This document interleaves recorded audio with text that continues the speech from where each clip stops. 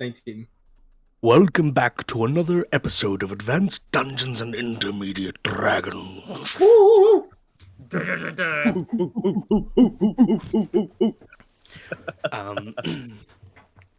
I don't think we, torrents. That is not me. That is not me sponsoring doing illegal downloading activities. That is the I name am of the Warm Pirate Sports Games. Fuck Nintendo. This is sponsored by In twitch.tv Minecraft. /HarborLord. In Minecraft. Make sure that you Molotov your local...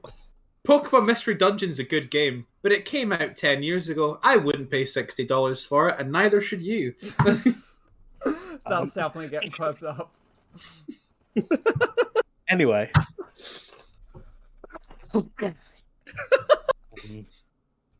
Shut up. That 20 performance check is really working. Yeah, it is. Yes, everybody, welcome back to another episode of your favorite Sunday evening show. We are your lovely cast and crew of Advanced Dungeons and Intermediate Dragons. We have all our lovely players here today. This is going to be a fairly, depending on how roleplay goes, chill episode. No combat today, so if you want to drink, if you want to chill, if you want to have us on in the background, you go right ahead and do that. There's nothing that you need to be intensely focused for, because everybody deserves a little chill day. I don't think there's many things for us to announce. There is one, well, as always, my lovely wife, Alex Reyes, 98, gonna do streams. Go follow, appreciate her, love her. Yeah, she's amazing. I love her very much, and you all should too. Anybody else have any announcements? I want to say a big thank you to everyone that stopped along on Friday for the Ghostfire Gaming Citadel of the Unseen Sun one shot. It was a lot of fun. It's my first time. One shot. One shot. Unfortunately, we did not get everything finished. So what we are going to be doing is, we don't have an exact date yet, but we will be scheduling a part 2 for that to complete the adventure in the ditches. With our 7 adventures. It was a lot of fun. I love DMing for you guys. And being able to like tell a story. It was my first time DMing on stream as well, so it was lovely. It was incredible to DM for Mux, who has always been my forever DM, so it was great to see them as a player. We had a wonderful Kat and Chris, along with a host of other guests on there as well, so it was a huge amount of fun. So we will be arranging a part 2 for that at some point. I do want to give big shout outs to Mux for prepping the specific overlays, which looked so spooky and so cool. Like, I think it was actually your finest work yet, and it made it very, very cool to run. And a big shout out to Calcal Day as well for supplying the soundtrack for our intro as well. I think that is it for me, unless anyone else has any other announcements. Yeah, so I was at the gym today, which isn't the announcement in and of itself.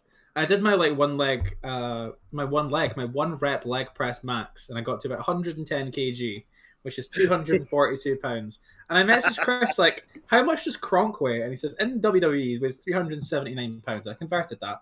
That's 171 kg. So before campaign 1 of this is done, I'm going to attempt to do like a 1 rep leg press of Kronk, like IRL, like me, Cass, not Kyler.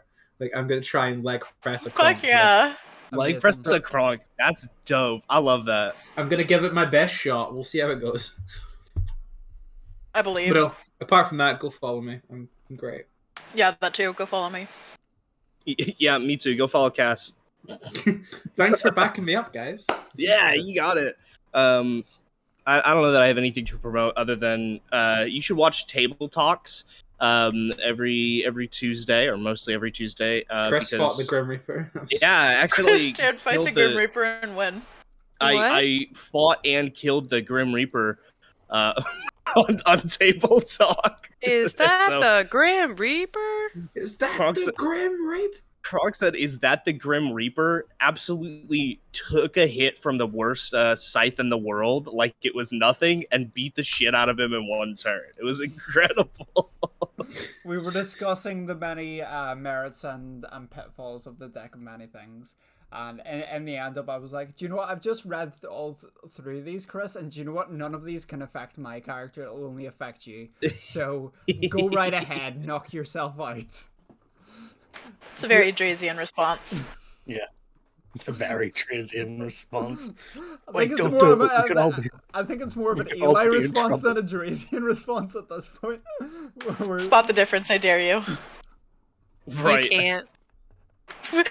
These are the same picture. This is the same picture. It's like putting Nightwing into a Red Hood shaped hole. They're only slightly different. Eli's, because I can feel Eli just bite back something there, like a yeah, but that'll launch a whole other conversation about differences in Like- Robins, and we don't want to go there tonight. We'll be here for another half an hour. Fair. I do want to say the latest episodes of AD&ID and the Tourney of Truce are all up on our YouTube channel. So if you let me see if I can remember the commands. Yes, that is the right command. If you go and check out the YouTube channel, if you follow this link here, you'll be able to catch up on the previous episodes of AD&ID if you've missed some. And if you follow that link, that's everybody's socials. Go show love. Yay! Yeah, that is everybody's socials. But if you follow that YouTube and that catch-up link, if you've missed any episodes, you'll be able to look at that there. And if you missed the wonderful one-shot that our lovely Cass had DM'd, the Tourney of Truce, it's well worth checking out. It was a lot of fun. Oh, it was you a get to banger. see some like familiar characters, like Dale, son of Dale, was played by myself. We had appearances from Merrick Cold, who runs Cold House of Fashion, Avatar True Arms, and a host of other characters that I won't say any more on, but it's well worth checking out. my dad. It's well worth checking out. Yeah, Daddy-o. it was a lot of fun. It was a lot of fun, and I think we've like found that like doing these one shots at one point or another are a lot of fun to do. So we will probably look into doing them more in the future. But yeah, unless anybody has any further announcements.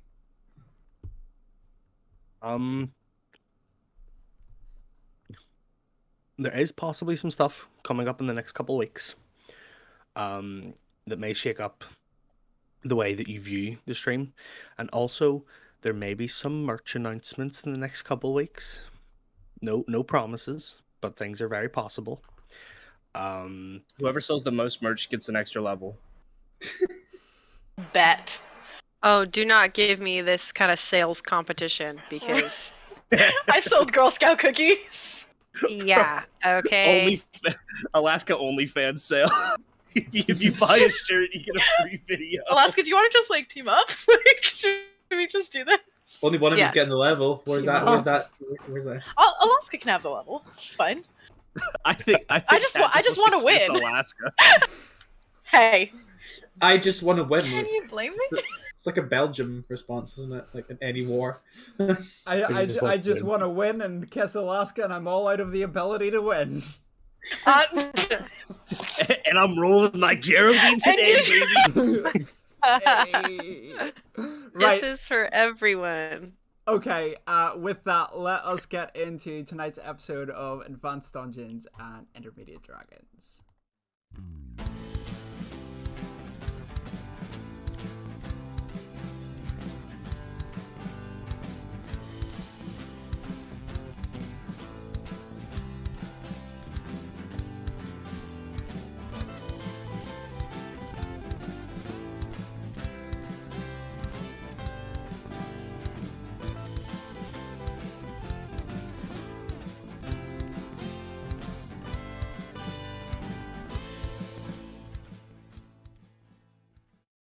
And we're back. Cool is.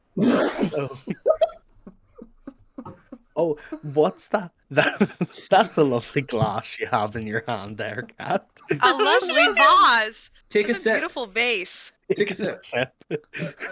Do you guys Is say that vase or vase? Vase. Vase. Vase if you're nasty. Face. Vase Vase of nasty. nasty. Balls if you're nasty. Vase of Balls of nasty. nasty. She might be. She might be. Why do I feel like that's Damn, I don't this know. got me feeling colonial up in here. Yeah, I say vase. Ew. only colonizers nasty. say vase. Jesus. I say dairy. I pronounce it milk. Milk. I grew up in a place that and live in a place that is still colonized, so it is a symptom of the problem. Yeah. Well, to be fair, these guys live in America. Yeah, Just I was like- gonna say they've got no like right to judge how I pronounce things. I do. I judge you all. Anyway, Yeah. Mux, take it away. Last session on Advanced Dungeons and Intermediate Dragons, I wonder what Cat could be doing. Don't Last worry session- about it. Don't worry about it. Okay. Last session on Advanced Dungeons and Intermediate Dragons, the group returned from Hell's Prairie. They took the long travel across many roads and many hills, dales, valleys, and dales, son of dales, to find their way back to Agalian, back in their comfortable beds as they lie, and as they, enjoyed their night's sleep. Some chats were had, some talks were had, and there is a talk. Thought you said cocks, and I was like, well, that Well, did yeah, happen. that did happen. Multiple. Hey, yeah. The only half thing about Drazian is the elf. No. As the group woke up, they were well met. In the early morning sunshine, the glint of the sun bouncing off the river,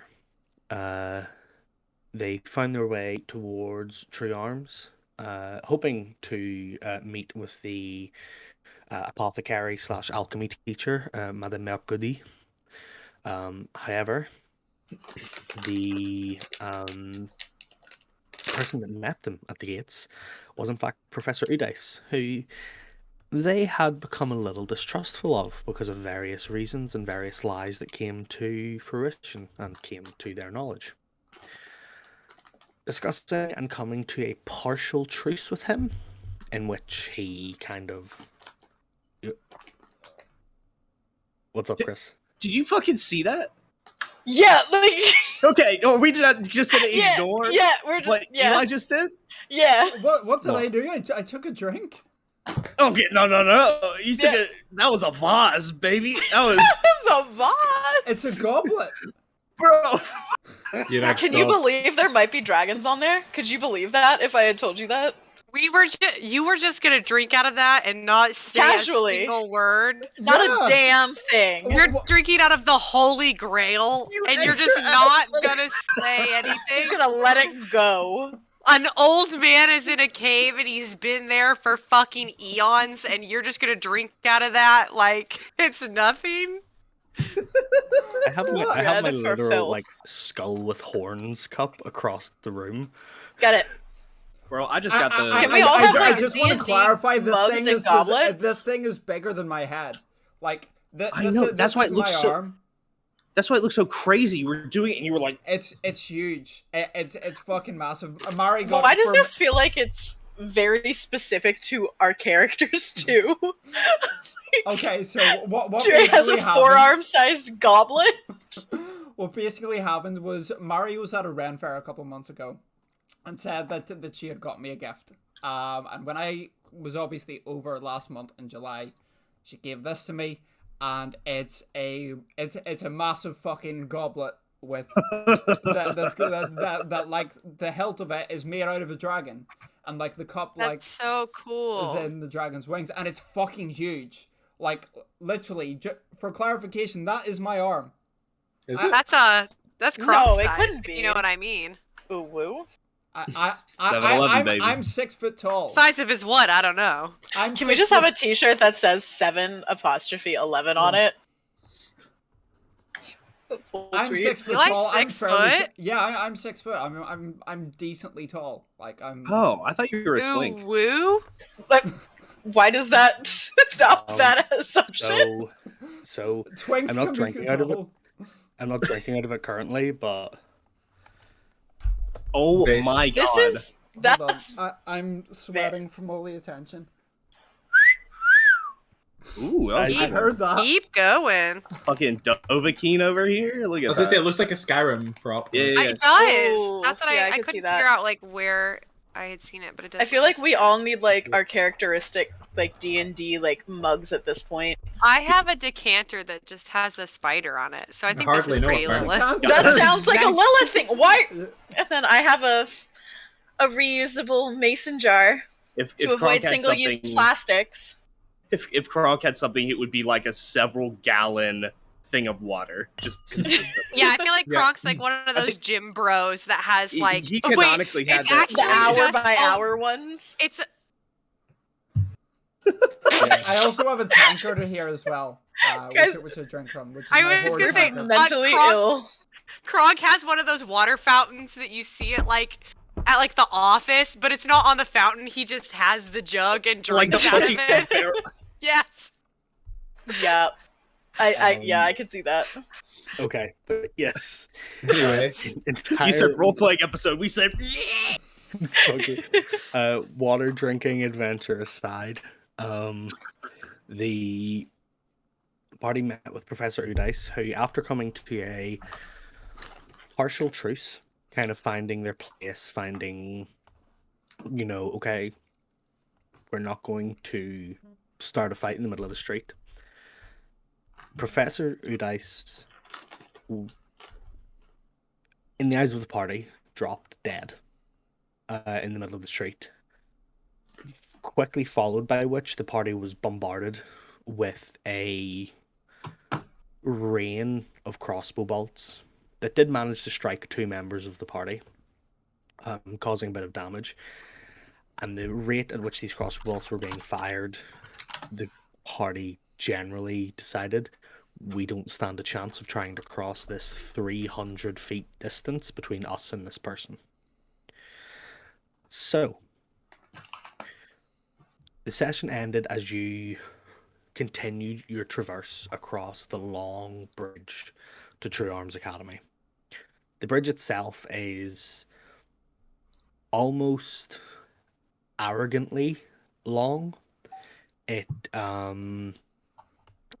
It's definitely not a practical use of materials, but it looks really cool whenever you're doing like the long kind of meandering walk towards the college for the first time and you're seeing it in all its glory.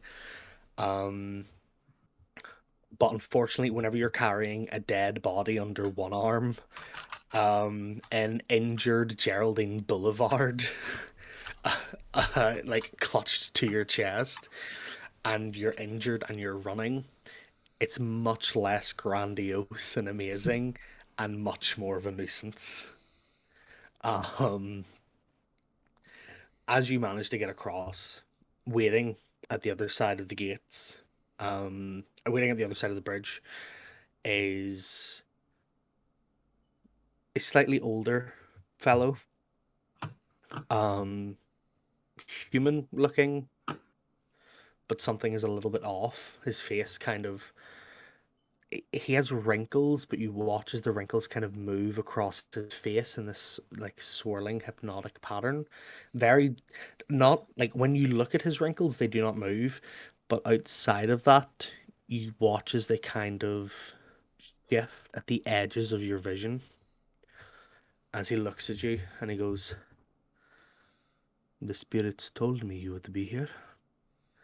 And Professor Udice is in the form that I foresaw. Come with me. And he turns heel and heads inside without letting any of you talk. He Just turns follow heel? him straight away. A little heel turn. You see that like arrow that hit me that I yanked out? Is that like hindering my like? How, did that like hit anywhere critical? Is that hindering my ability to walk or anything, or am I fine? You're fine. It's just a like it's It like just a hurts like a bitch. Yeah, it just hurts like a bitch. Oh, fucking hell! And whenever you're like trying to run, every time you're like swinging your arms, you're getting like the like twinge of the muscle that's been damaged. Oh! It hit me in the arm. I thought it hit me in the chest. Okay, cool. No, it hit you kind of like there. Okay, right. So it's like it went like into your back and kind of into the lower part of your the upper part of your bicep. Okay. Ooh. So but yeah, he turns tail and just walks into the main gates of like the main kind of doorway of True Arms. I like follow him in and just make sure everyone's accounted for, make sure everyone's following me and that we haven't lost anyone along the way or anything. Okay. As is everybody else following him in? Yeah. Oh yeah, for sure. Yeah. Let's do it. I'm getting carried. So yeah. Yeah, true. Yeah. As You can guys kind of revoke your consent at any time, Geraldine. as you Consent kind of king. follow him through, he leads you through the main courtyard, and instead of going, you guys have been in the main courtyard before, but you haven't been into any of the buildings yet. For the time that you have been students, Kyler, you've been in and out of these buildings once or twice in your life. Mhm. If you've come on trips with your dad, that kind of thing. Actually been inside the academy before?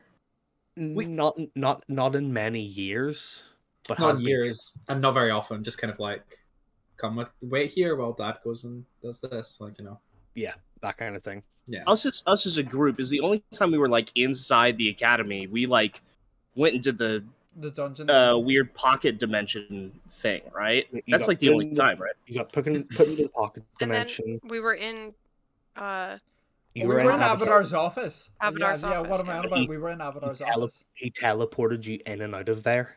He did. You didn't go through the school. He like actually brought you there.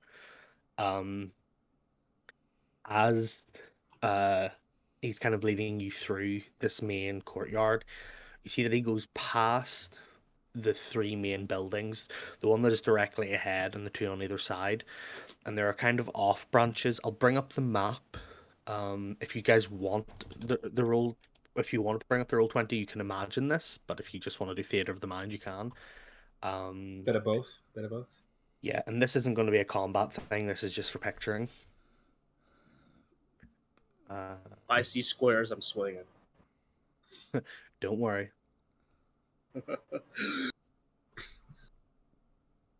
Yeah. Shit, there's squares.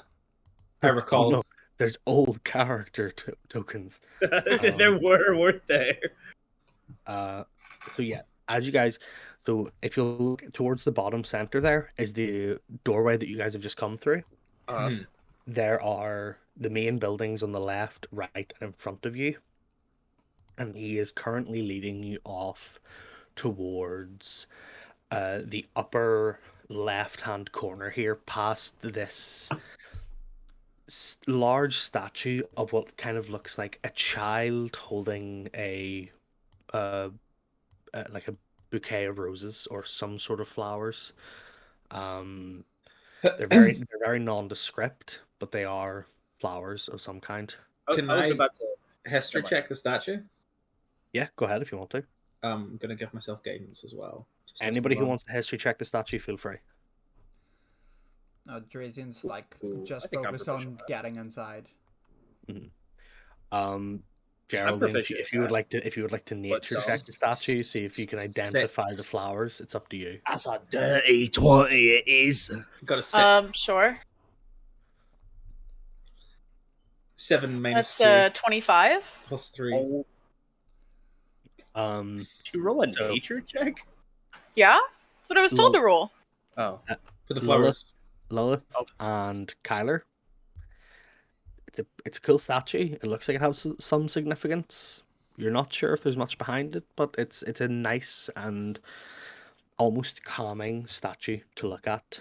Like there's no worry or distress or any negative emotion on the face of the child that's carved into the stone. It's a very gentle, calming smile. Kronk, this is not just a statue. This is a statue of what many consider to be the kind of universally agreed personification of the goddess of knowledge. Pick up Gronk for knowing that. There's Kronk really likes history. He's just has a low intelligence score, so sometimes it doesn't work. He watches all the Nazi megastructure videos on the History on the Channel. History Channel. Yeah.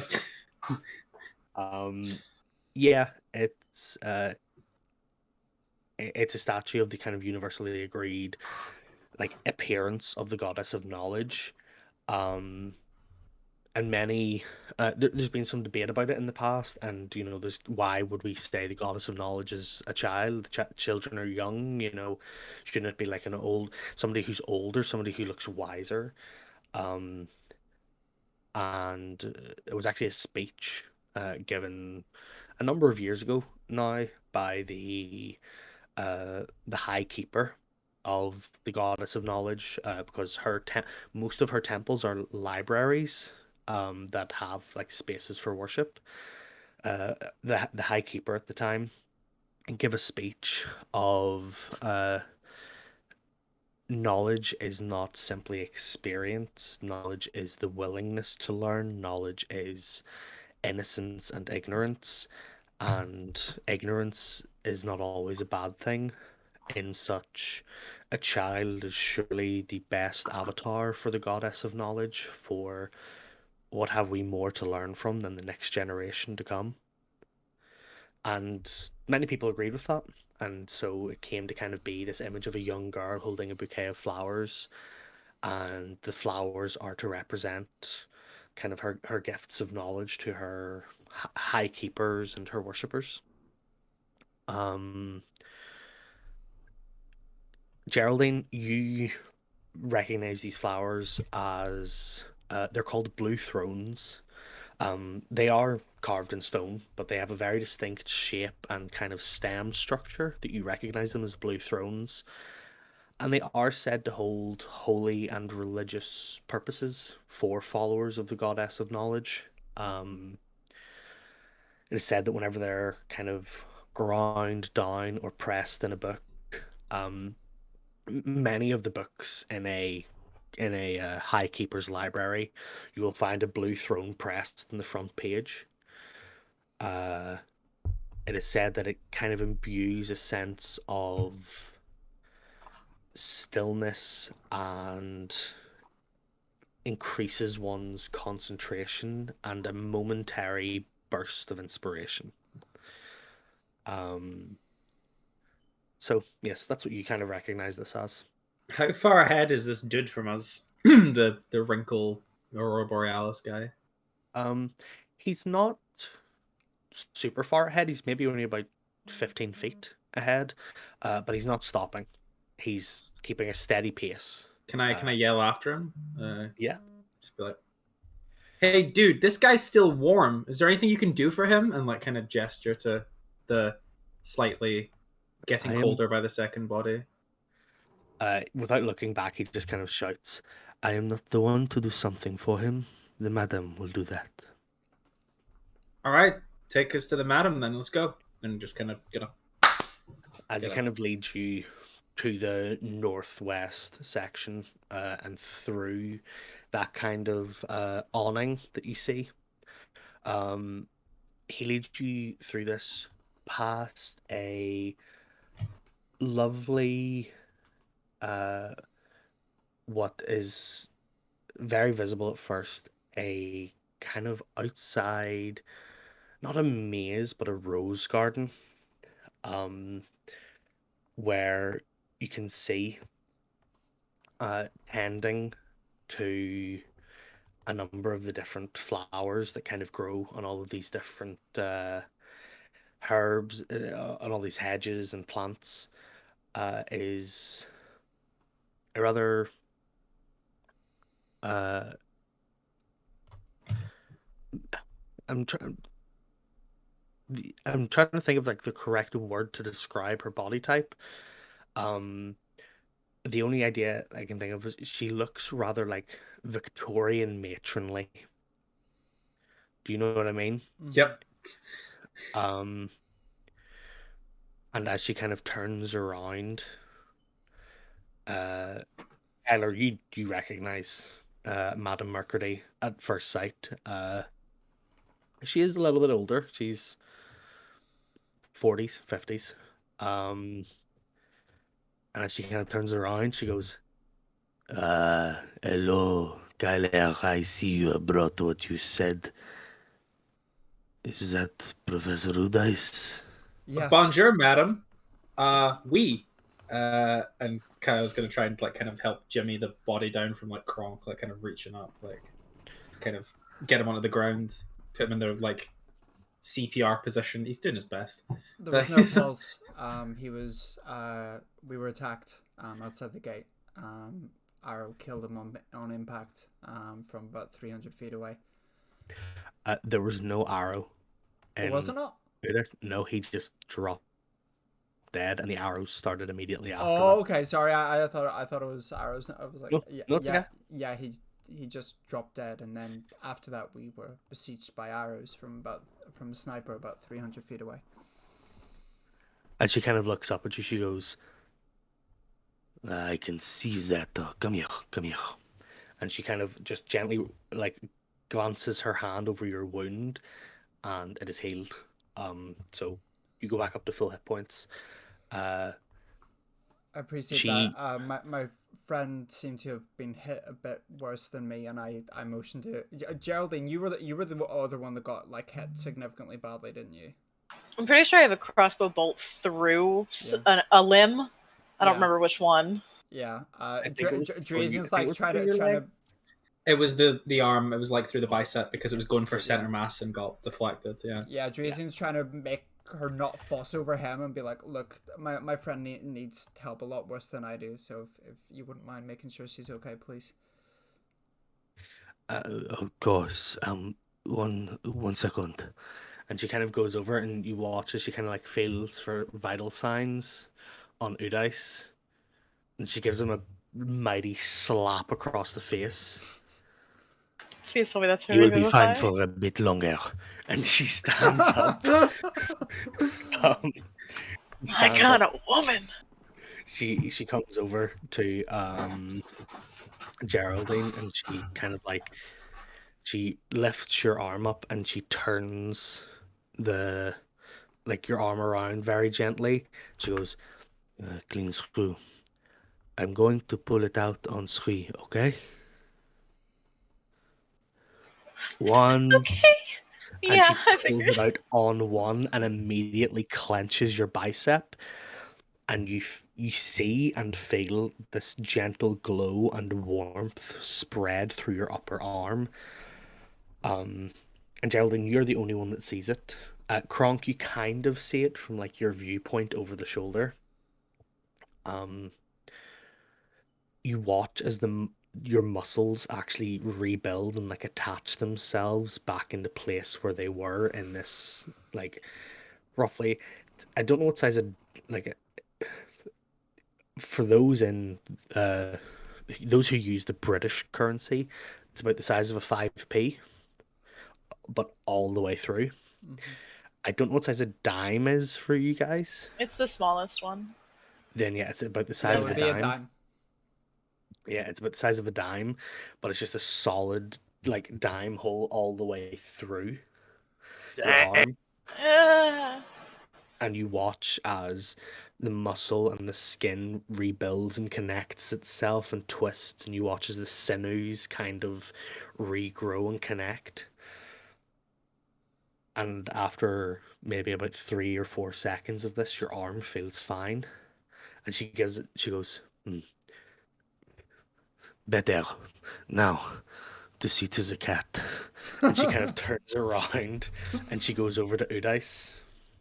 Oh Who dear. died? bye, Sure. Chris. Goodbye, Chris.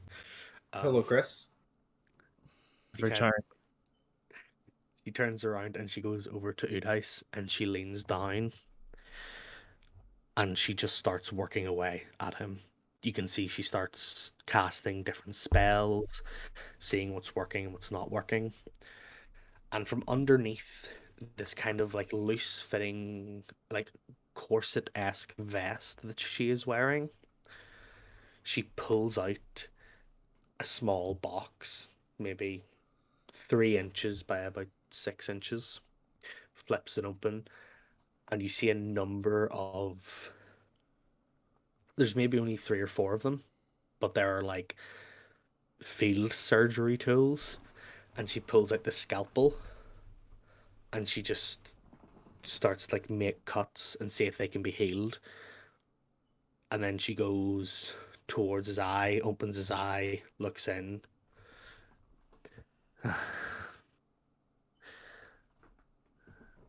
I think that he will be okay, but I cannot promise anything. Whew. It appears that our friend has been hit by some sort of inner petrification spell, I suppose is the best way to describe it. His consciousness is locked within his own brain. Oh, dude. He has no control over his body, but he is still alive. But in the most basic of terms. So, and she kind of motions to the fellow who kind of his face is continuously shifting, and she goes, what does the spirit say about his fate? And you can see he kind of closes his eyes, and you watch as his hair, there's not a lot of wind right now, but you watch as his hair kind of shifts and flows.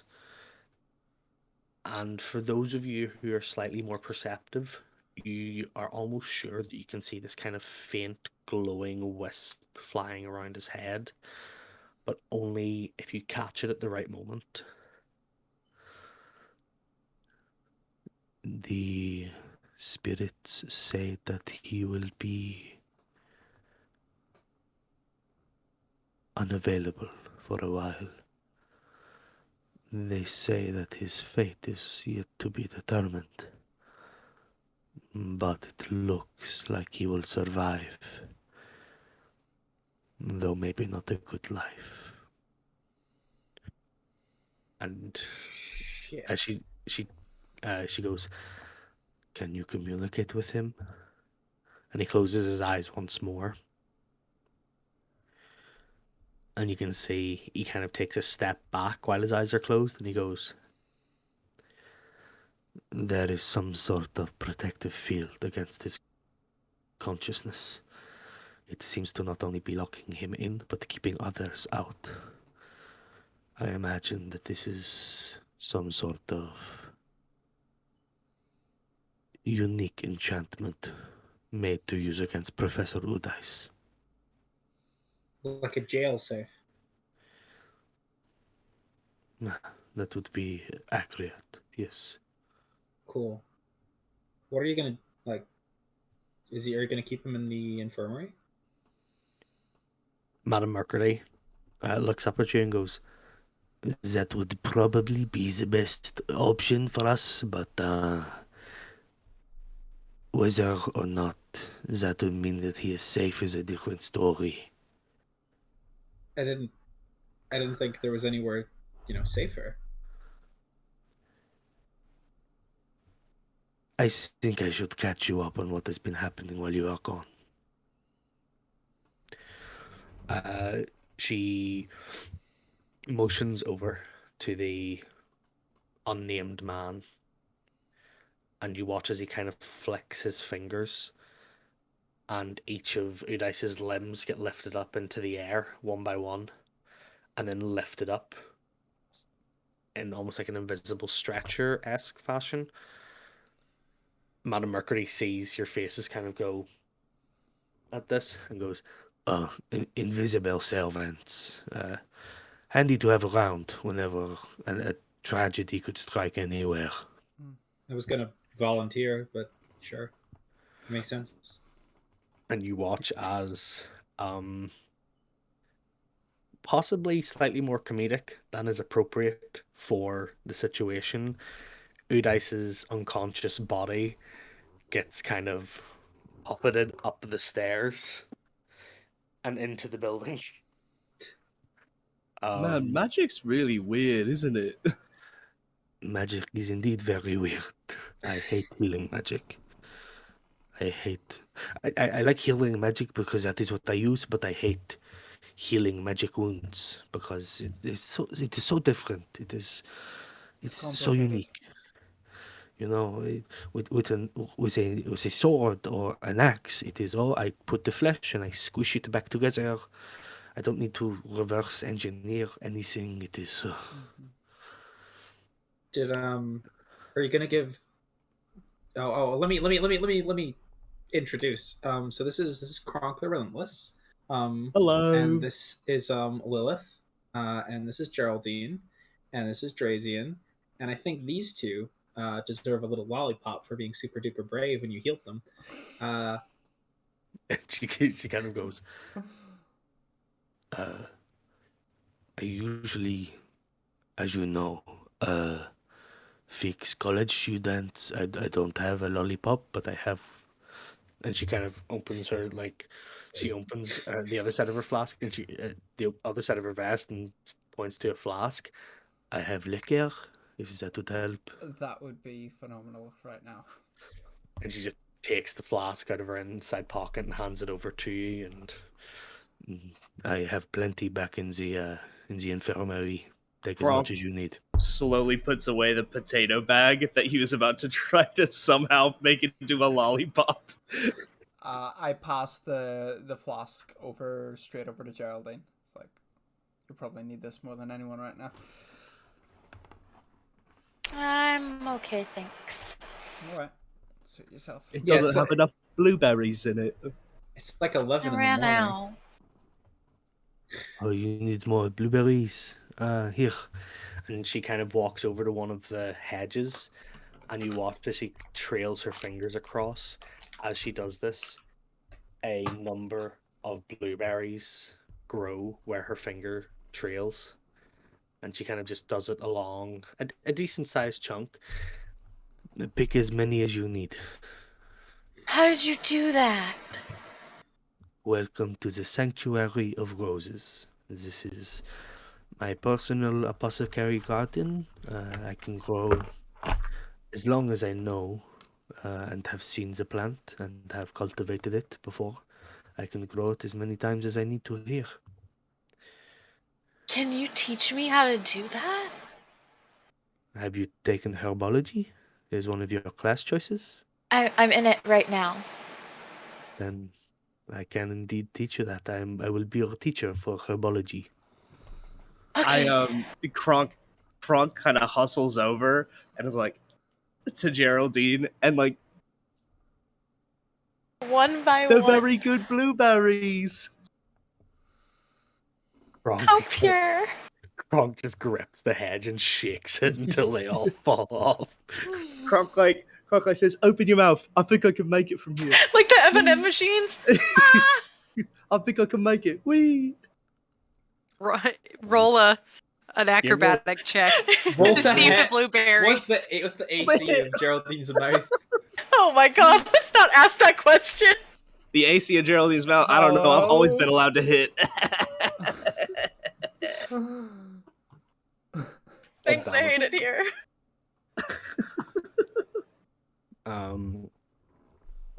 She kind of motions around and goes, "Would you like to stay here to talk, or would you like to come to the infirmary or the canteen?" We wouldn't what want to would you disturb any of the other patients, right? I mean, it's safe enough here, Currently, right? it is only Professor Udice. Most of the classes this week have been surprisingly non-lethal. So Madam Mercredi, where is the most private place we can talk? Is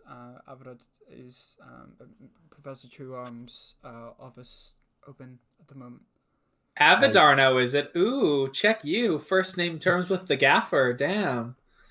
Sorry, it's been a long day. It's 11 in the Somebody morning. hasn't had enough blueberries. it's your Sorry, antioxidants. Sorry, I'm a little frazzled right now by the situation. I think you are allowed to be a little bit mind swoggled after you have been, shot with a crossbow. I think there can be a little bit of leeway in that. Do not worry. Can Kronk use a blueberry as an improvised weapon, technically? Or Instead of pocket sand, that's pocket blueberries. A handful, maybe. If Kronk puts blueberries in the endless potato bag, does it become an endless blueberry bag instead? Kronk's gonna have to find that out. Somebody's gonna have to suggest that to Kronk, because certainly Kronk try. is not coming up with that on his own. I'm gonna be honest with you. Okay, well, great. Noted. We'll suggest that to Kronk, just nonchalantly. She hasn't said anything this whole time. Has just not been in the mood. Kronk goes and tries pouring out all the potatoes until he's got like 5 or 6, realizes that it is an infinite potato bag, and like picks like maybe 10 and drops them all in at once. No sense of scientific discovery, not like one at a time to see what happens, just like 10 all at once into the bag. And then puts his face directly in front of the bag. Looking down the barrel of the bag. Right. I see where this is going. As you look in, it is the same empty bag as it is anytime you look inside of it. Kronk sticks a finger in and... Kronk sticks a finger in. All right, sure. You feel a hard surface. Oh. It is a potato. Wait, Kronk what takes happened? a bite out of the raw potato. It is a blueberry flavored raw potato. This has the potential to go very wrong so quickly. I can mix so many bad things into this. Can I undo the blueberry? He's shouting into the back. He doesn't quite understand. He like puts it up to his ear, like a potato falls out. Like... Yeah, there's no noise. If you put a potato back up to your ear, you can kind of hear, ouch, a potato. You can kind of hear Ireland. Oh my god. You could hear the sound of Ireland. The difference is potato bag. The difference is that bag never runs out. So. Yeah. God. Oh, look, it's the sound of British oppression. But yeah, it is. Now, it does not have the texture of blueberries. It is a crunchy raw potato, but it tastes like blueberries. Think of the mashed potato qualities, though. Like, Kronk was if you just made thinking blueberry about making mashed potatoes. Could you imagine like a shepherd's pie? Like it's a blueberry flavored shepherd's pie. Oh, what is this? That one of the friends? Lilith is just gonna like.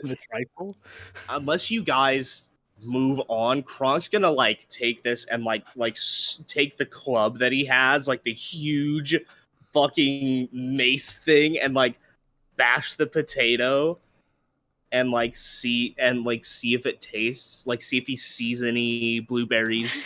Any butter and salt, that. Geraldine is staring at this, thinking of the culinary potential, and looks up at Kronk and says, "We're gonna make some French fries later." I was just thinking about making French fries. Geraldine, it's a date. That sounds so much fun. Drazian looks at you both confused, like, what are French fries? It's a don't worry about it. They If were I called them Avon fries, you'd be upset. They are a byproduct of potatoes that were made by a long ago elven cookery, culinary artist. His name was French, and so they are called French fries. That Cool. Who else? Chris again. You died again. I see the knowledge that France exists in this fantasy world has corrupted your computer. It's true. The fourth wall broken again. This usually doesn't happen during the streams. I don't know what's happening. Chips. And there's a reason Avon's not around anymore, is there? Exactly. Yeah, because colonizers kept trying to change the name of fucking No, things. just take the L. Just take the L. Just take the L. I'm not going to That take the was not- opinion of a colonizer seriously. Just take the L. It's a French Colonizer? fry. I hardly know her.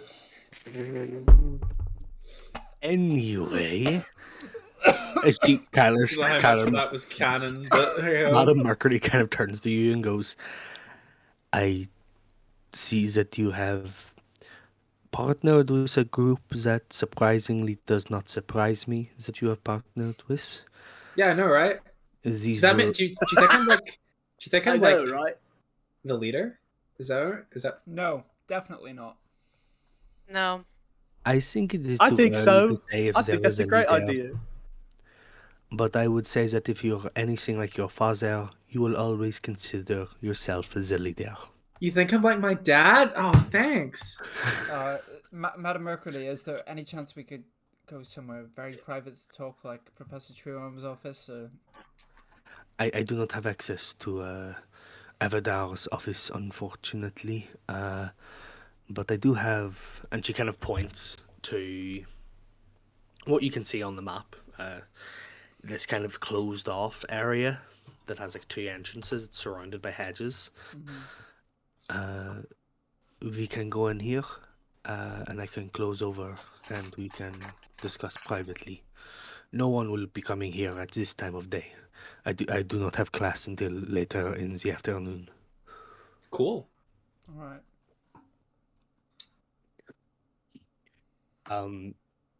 As you guys kind of go around the corner and you go into this little enclosed space, you watch as she once again kind of like waves her hand, and you watch as the hedges grow and twist and twine into each other, and you're now enclosed away from the world.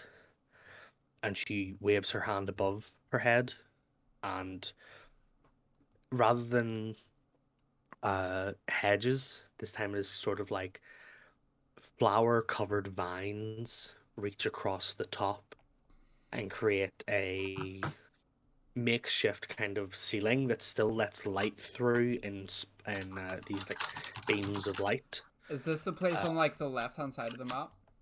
Yeah, it is. Okay. Okay, so it's not like super like enclosed or anything. It's not like super like tight space. No. Okay. It's not like 7 people just crammed in a closet. Yeah, that's what I was thinking. No. She takes a seat at one of the chairs that are kind of... There's 2 chairs at this kind of stone table. Looks like it was once a bird bath, and then it was like flattened out to turn into a table. Mm-hmm. And she kind of sits down at it, picks up a packet of cigarettes, takes out a cigarette and lights it up, and... So, advise me on what you have been doing. It's your first week here at the academy. So, basically, and look, Carlos says we can trust you. So we're gonna be, well, I'm certainly gonna be completely transparent here. Professor Chuam and Professor Udas sent us on a mission to the town of Hell's Prairie.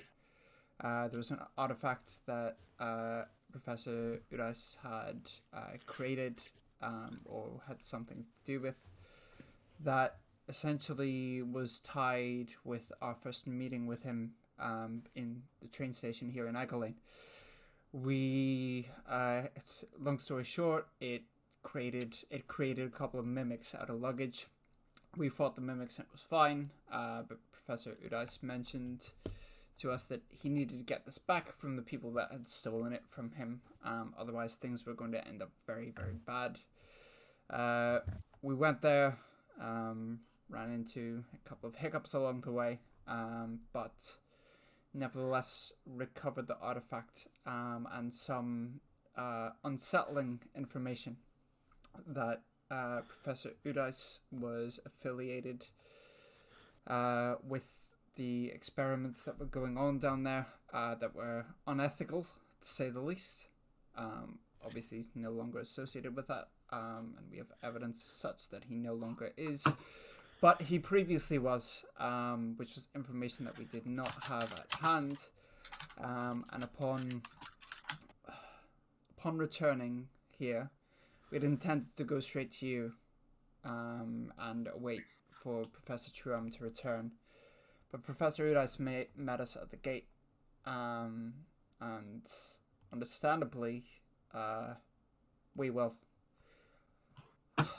me anyway, I was very suspicious of his motives, given that he left out that vital piece of information. We had a small disagreement and debate in relation to the goings-on that happened. And then we were getting ready to head inside to head to yourself and pass you the artifact to give to Professor Truam because of the measure of distrust, and basically because I made that call to confront him, he is now in a coma, which I take full responsibility for. I did. What? Why? What? That's kind of dumb. He was standing at a gate. You dummy. We all walked up to him. Had I not led with a confrontation and instead said, let's go inside and speak, he would be perfectly conscious right now. I mean, we don't know the range, right? If it's like a jail safe, like they could have If it maybe was done it from What if any it was a range. ticking time bomb in his brain? You just saw magic create blueberries, recreate a maze into a little structure that we're standing in, and also create blueberries. So I don't understand why we think it wasn't just gonna happen automatically. Yes, but Well, if it's gonna take his arm and be like, Drazian, it's not your fault. It's okay. There's plenty that has been, but you're actually on the clear here. Thanks, morally, ethically, Lilith is gonna punch Kyler in the arm. Legitimately. Okay. Okay. I mean, he's right. Yeah, Let's just have this be a learning experience then. Pretty sure Lilith's actually like unarmed strike is 0 as well. So it's just kind of like a. It is like it's like a playful like shut the fuck up, dude. He feels bad. The armor rings just ding. Let him. But look, anyway, that's the long and short of what's happened, and that's why we're here. Mux, are we fully enclosed? In what way? Like, no one else can see what's going on in here? No one else can see what's going on here now. Okay. After Jason finishes talking, I'm going to pull the artifact that is still covered in cloth out of the bag and show it to her and say, this was what we were sent to go find. Wait a second. I should have thought of this earlier. We can test to see if it's fine. We could just drop a potato on it, and if it doesn't change, then we could just pick it up and carry it around. Holy mackerel! That's genius. Crunk ready's a potato. Yeah. Geraldine's gonna be a little concerned, but like, shuffle the cloth around, so like only it's like her hands, the cloth, and then the object, so like she's not touching it. You know what I mean? Kronk takes a bite of potato just to make sure it still tastes like blueberry. It does. Okay. Kronk drops the one bite potato onto the relic.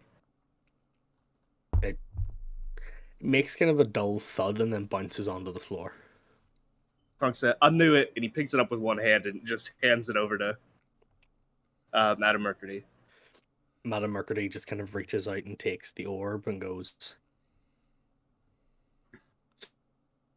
"Sorry, I don't know what this is." Tabar. yeah. A giant glass ball. I guess that was kind of weird for me for dropping the. That was okay. This was So the artifact. It made sense The in artifact that I context. mentioned. yeah, It's so called Talari Unifaris. Is that right? Talari Unifaris. Yes. that is It's correct. an orb of transmutation.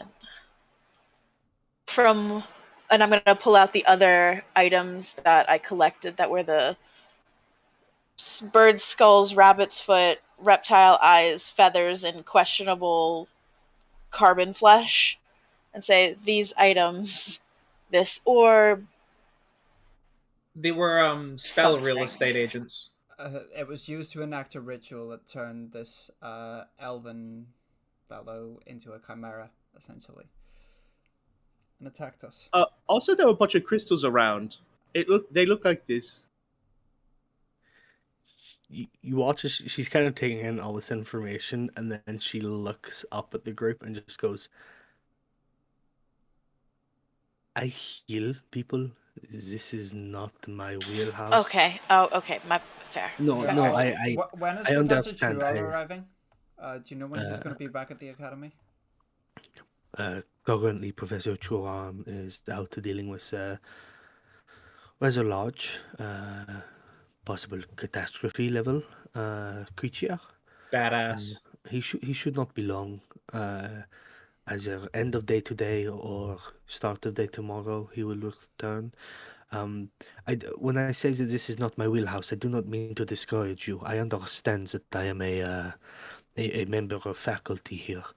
I simply wish to make sure that you know that I cannot give you answers if you seek any.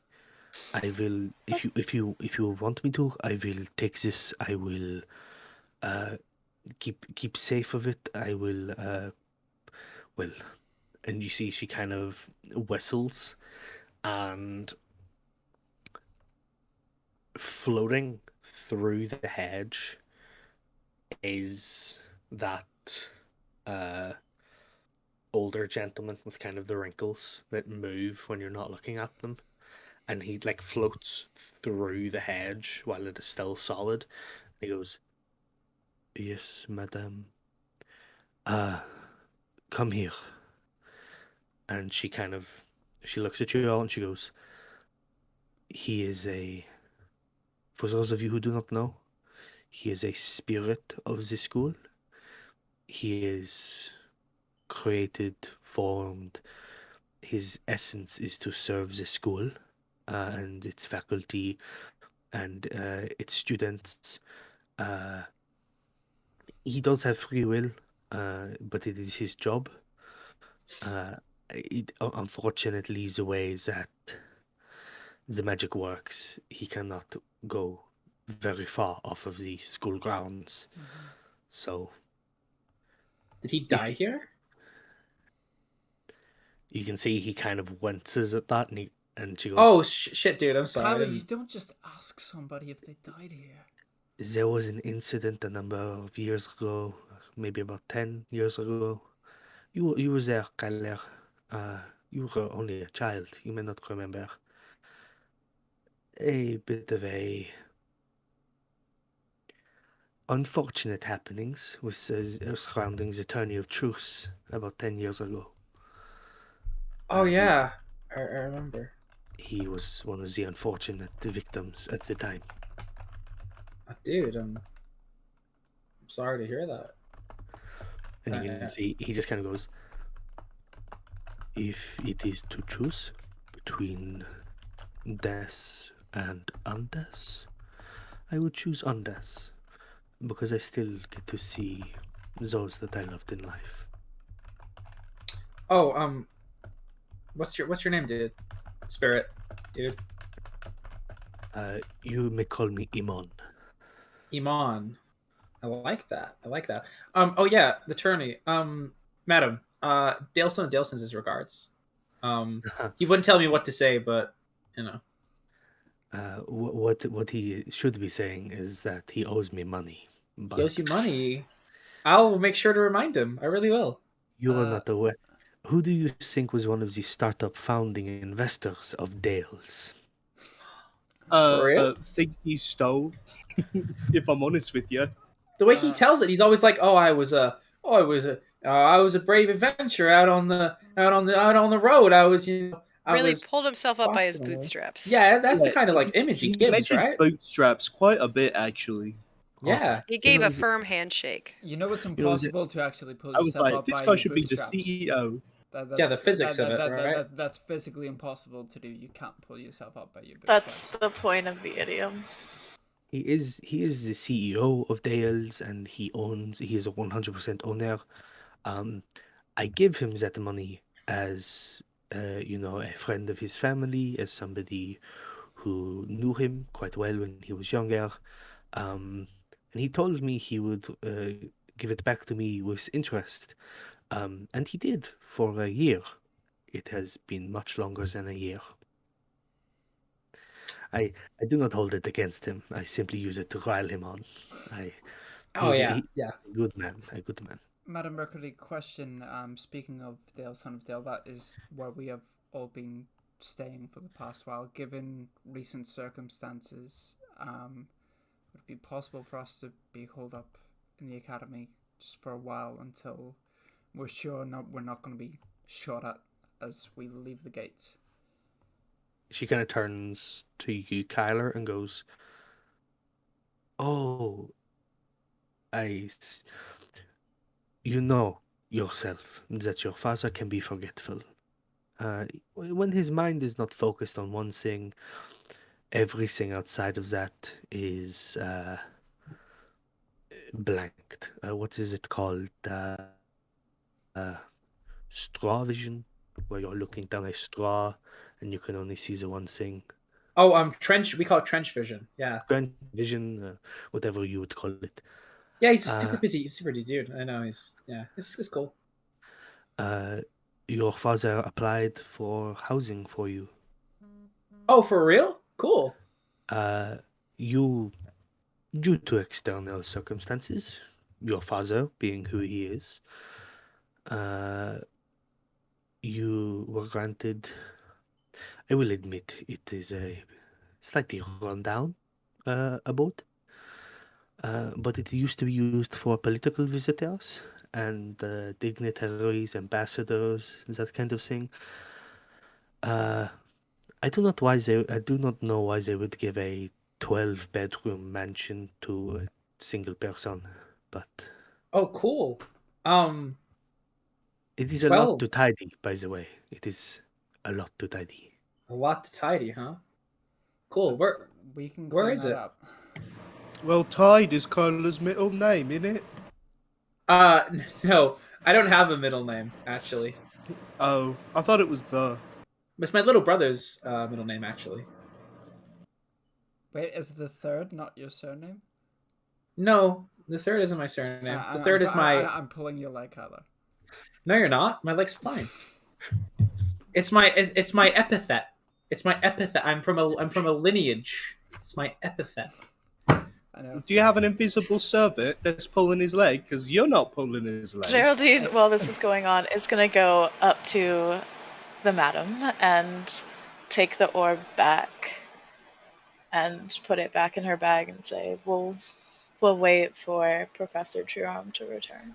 I think we should hand it over. Personally, I Yeah. mean, Imon here, seeing that he is a spirit of the school, he can transport himself to the different parts of the school very quickly. He could take it to the vault, if you Oh, would that's like that. dope as shit. But Oh, if you would prefer to have it on your person, I completely understand. You are students. This is your first adventure. It is. I do not want to take this victory away from you.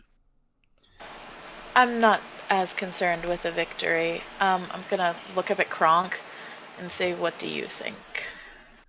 Personally, I just think it's important that we told Miss Madam Blueberry over here that we successfully completed everything, and that she knows about Udice.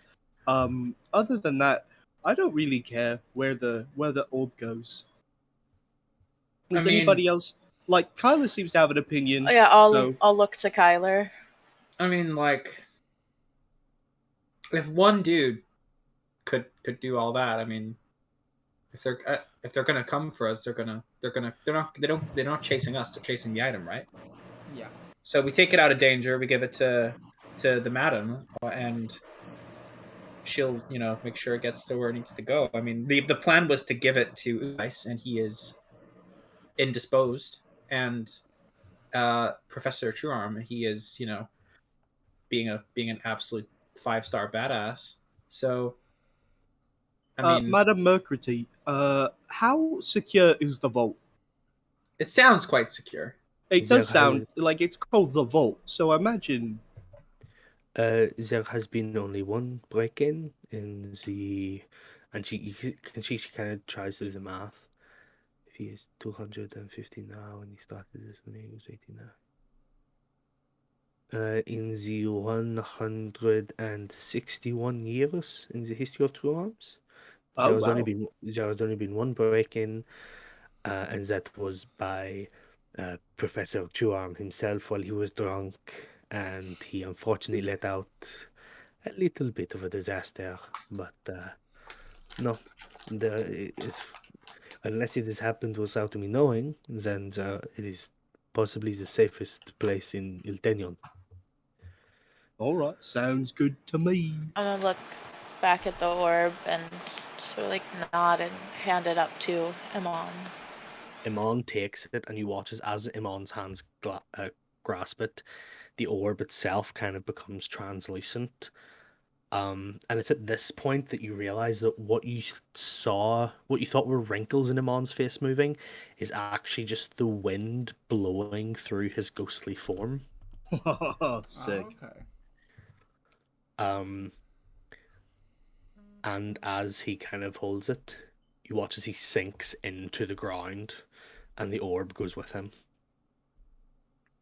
Bye-bye. Can you, Oh, yes? I was going to say, can you put the address in my pixie, madam?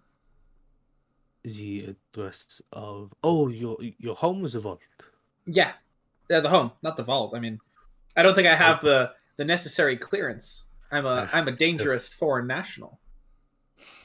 Because, like, You and me You both, have the same Tyler. sense of humor as your father. I want to be like my father. I'm sure you do.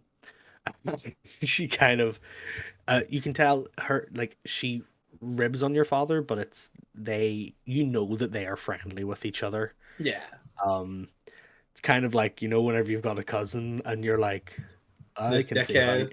I This can see how dickhead. you ended up the way you did. It's a great two of you. Yeah. Yeah. There's 3. Oh no. Grandpa Kyler Crestive the first, man, is. Do you He think talks like a- Crestive the first, named himself the first? Not Like, until knowing. not until he had a son, I think. I was wondering, 12 years old, he said, "I'm the first. I'm Kyler Crestive the first." To his dad, Dave Crestwave, I am Kyler Crest.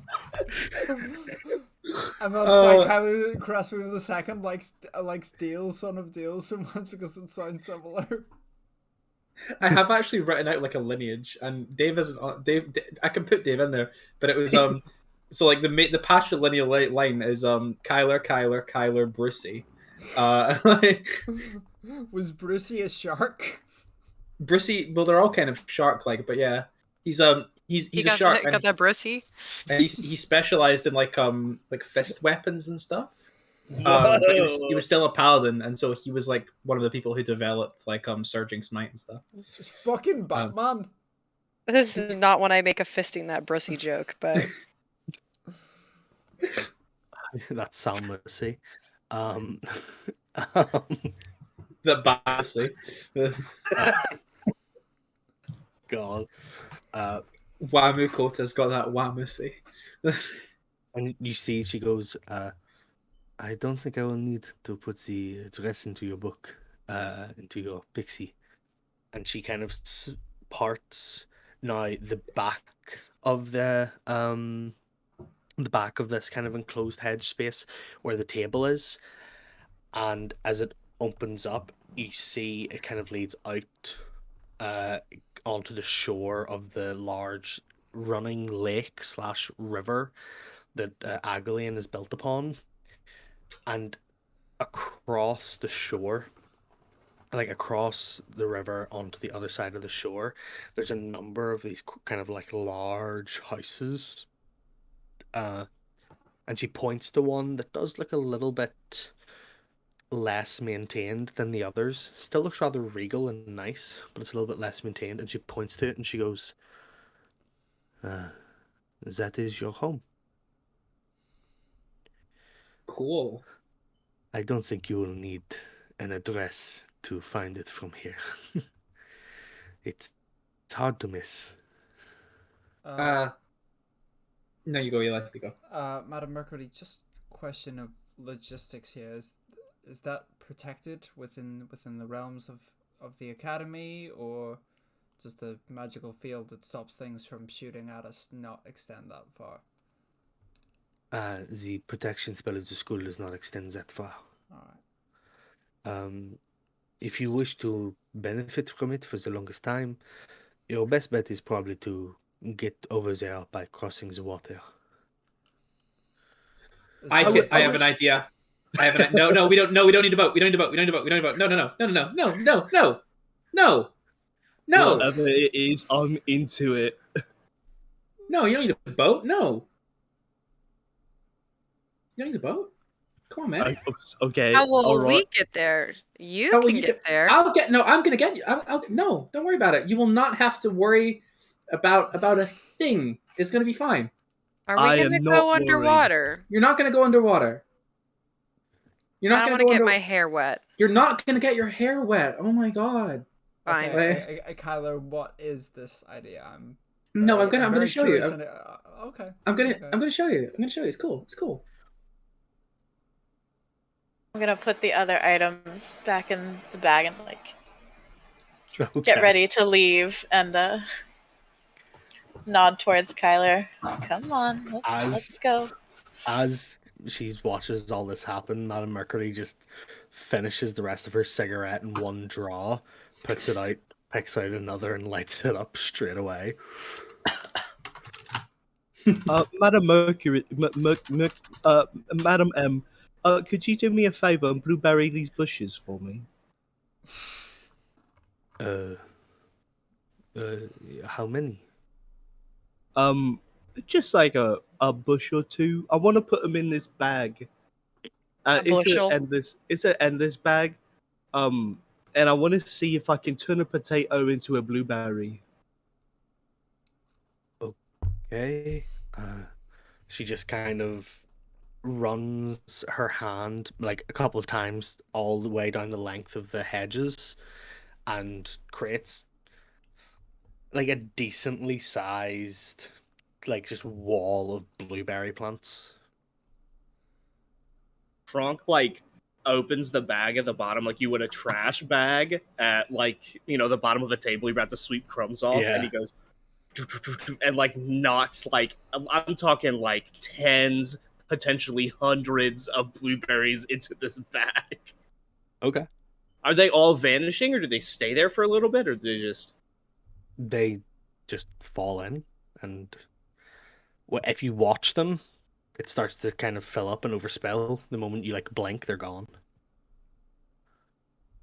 Okay, so Kronk does that, and then hopes a little bit and goes, "All right, moment of truth." A potato falls out with a very slight blue tinge. Always blue tinge. Oh, I know what my next quest is. I'm gonna turn this potato into a blueberry.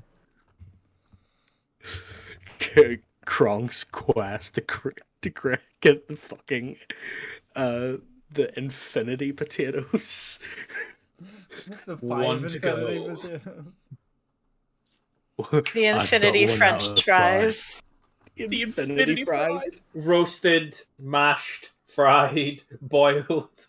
That's the next mid-sized 3-year-old toddler amount of ways Kyler has to eat everything. Next episode is potatoes.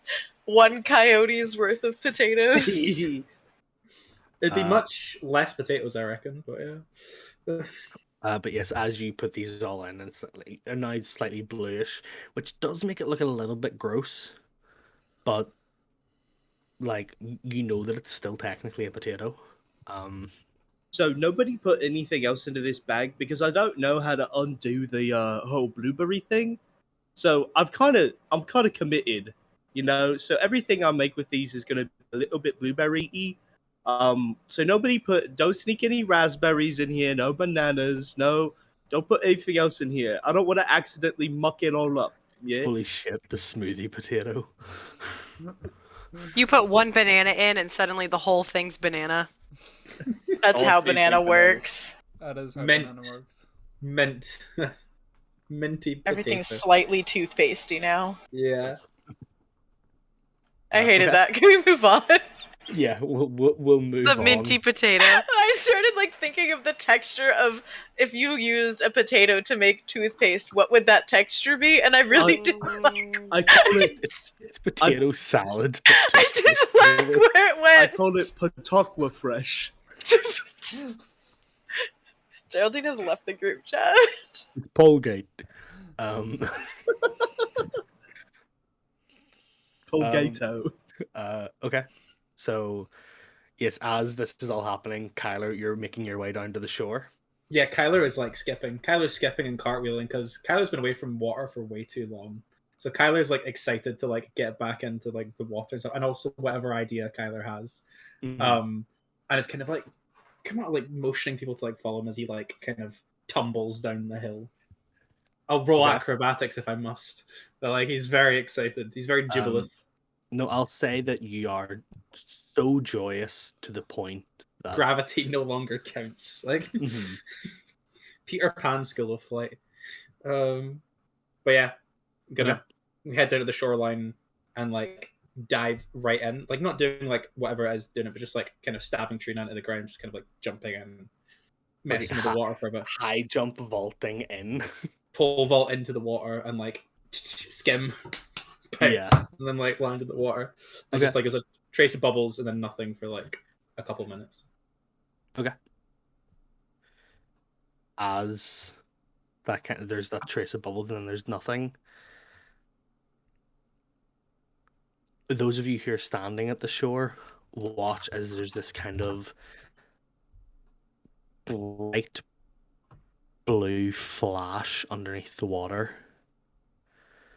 and a number of bubbles rise to the surface.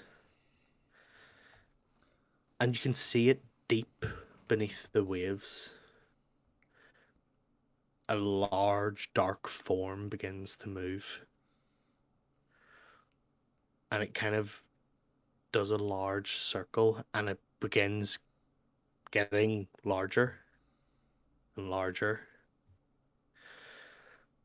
Before, just above the waves, you watch as Kyler's hair is the first to come. And he's getting closer and rising up. Kyler's hair, followed by his head, with the most child on Christmas morning smile.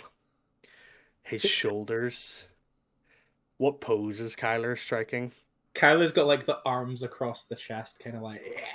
This is. As this happens, you watch as an enormous, ragged turtle shell that Kyler is standing atop rises from the water and comes towards you all. Is it a fucking dragon turtle? Kyler is riding a young dragon turtle through the waters. Kronk's bum bum bum Drazian just starts clapping. bum. This is Shenzhou. I wanted someone who was big enough to carry the 5 of us, and also was temperamental to freshwater because some dragons they don't like it. Wait, is this but a freshwater or a saltwater lake? This is a freshwater lake. Okay, cool. So this is Shenjo. He's one of the Shen line, and he's really really cool. Say hey, Shen.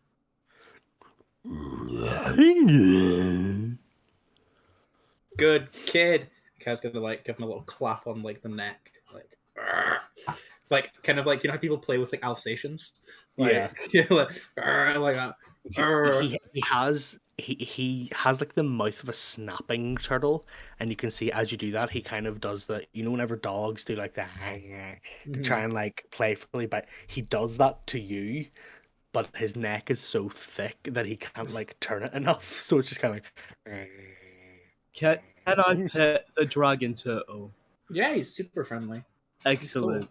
Can I feed the dragon turtle a magical blueberry potato? No, that's horrible. Okay, I'm sorry. Kai was gonna recall Trina from like the coast, and just kind of like, and then plop down, and then like kind of like, not sit down, but like kind of just like stick it behind and like stand. Be like, how far across the lake is it? From this shore to the shore that will kind of like lead you guys up to in front of the this new house. Maybe about 400, 500 feet of like shallow water at first, and then kind of dives off into this really deep section of lake and then rises up again at the other side. Shenjo is gonna live here and like take me to class and stuff, right, buddy? He's gonna like basically like if anyone but Steve Irwin was doing this to an animal, you'd be worried. Like, it's that kind of relationship. Like, especially given the size and like scaliness of this creature, like you're kind of like, what the fuck are you doing? As you do this, Shenjo lets out a large kind of and sneezes, and there's a large release of air at the back, as Shenjo has just sneeze farted. Kronk giggles uncontrollably. Like in fits of like Tasha's hideous laughter is just down for the count. Due to the way that you have grown up with Shenjo, while he is still a magnificent, elegant creature of a dragon turtle, he has the personality and temperament of like a large dog because of how you have raised him. As he is in a broad sense of the word, he is your shellmate. And you kind of got him whenever you were young, and you were 3 feet tall, he was 3 feet long. It's that kind of, and he's grown at a much more exponential rate than you have, but that kind of thing. Would you like a hand? And like Kai was gonna like offer hands out to people to like kind of pull them up onto the shell. Oh, as you do this, Shenjo's 2 front legs kind of plop up onto the shore, and they're these long, like, they look like thin, scaly tree trunks, with kind of like, they look like talons, but they are webbed with this sort of translucent webbing between them, and he pulls himself up onto shore a bit to make it easier for you guys to get on. Kai's gonna help anyone on that gets on. Does Kronk get the idea that he might be too big for the? No, Shenjo is like comfortably like big enough for probably double the amount of people. He's not. He's not a small dragon. He's not a big dragon. But he's like big. He's like the size of like a bus, pretty much. Like a bus if you kind of went and made it a square. That's kind of what Sure. A fully grown dragon turtle has a strength of 25. Shenjo is a teen, so he's maybe reaching 18, 20 strength at like this level. So you'll be okay. Like, you can sit on him comfortably. his back itself is maybe about 15 feet by 15 feet. Yeah. Like the shell that you can sit on. So Kronk very eagerly hops right on top of the shell. for the sake of like imagining that on a battle map, that's a 3x3 grid. So 9 medium creatures can comfortably fit on The Shenju's size of back. Giant Malort. Yeah. Can comfortably fit on Shenju's back. Geraldine's gonna walk up to Kyler and say, I was gonna swim, but if you'd like me up here, that's fine too. Oh yeah, of course. Wouldn't have you swimming. Like, and just like that's my thing. I kind of like take Geraldine's like wrist and like another hand like, and just kind of like, up we go. I always need to remind myself that the party doesn't know yet. Yeah. So it's like, I'm not going to make you swim 500 feet. That would take you forever. Meanwhile, Geraldine's just trying to be a fucking shark for a sec. I thought about just doing it, but it's Kyler's moment. We'll go on. We'll do this. We'll do the turtle. Yeah. Yeah, not a problem. As everybody gets up on it, there are plenty of like spikes and spines for you to like hang your bags from, so you don't have to like hold on to them on the way there. So you can kind of like hang your coat on one of the spines at the edge of his shell if you want to. And he once everybody gets on, he like does the kind of flat palm and like twists himself around and puts his head under the water. Drazian? Drazian's gonna hang back a couple of seconds, and like this is the first time Drazian's seen like water in a while, especially fresh water. And he just like takes a moment and like just looks out at the lake, and just like smiles, like almost too long, almost like he's lost in there. And then I think it would take like motion from Kyler to be like, oh, are you coming or something for him to like. Yeah, Kyler would just like eventually be like, grab and hoist. Up you come. Thanks, buddy. Just gonna give him a clap and then sort of send a little message to Shen, like kind of tell about like Shen's joke. By the way, instead of like holding on to the spike, is like hanging upside down, like feet up in the air, because he wants a little bit of splash on the back of his head as he's going. Kronk's getting a little bit of sunburn on the back of his head and he wants to cool it off. Yeah, as you kind of all get up onto the dragon turtle, and you kind of give this signal, Madame Mercredi watches you all go, and none of you hear it, but she does as she kind of like watches you begin to like glide quite quickly, like 40 feet per round. Is that the move? Let me check. That's a swim speed. Is that a swim speed? Yeah, then yeah. She kind of smiles and she goes, just like his father. He's going to be very strong one day. And she turns around, puts out her cigarette on the stone table, and the hedge maze closes over once again. At 40 feet per round, takes you guys a little bit over a minute, minute and like just under a minute and a half to get all the way across. It's surprisingly quite a smooth ride. There are some times where there's like a little bit of a jolt if there's kind of a high wave that kind of hits the side of Shen, but it is a smooth ride all the way there. Tyler, it's the first time in a while that you've rode with Shen. First time Shenjo, sorry. It's the first time in a good while that you've rode with Shenjo. And it feels good to be back on not solid ground. The opposite, in fact. Yeah. somehow ground that is moving at a veritable speed through liquid. But it feels good. And as Shenjo kind of comes up on the other shore and pulls himself up once again, and the kind of like positions himself, and you can see that he kind of uses one of his long kind of front fin arm tree trunk things and kind of angles himself so that you guys can just kind of like step down off of his shell. Oh, you're such a good boy. And Kyle's gonna like kind of ruffle his like where his hair would be, like his head, like move the scales back in like a pleasing motion, like a stroke down kind of You motion. hear this kind of, his head is still like partially in like the water on the shore, so you hear this kind of,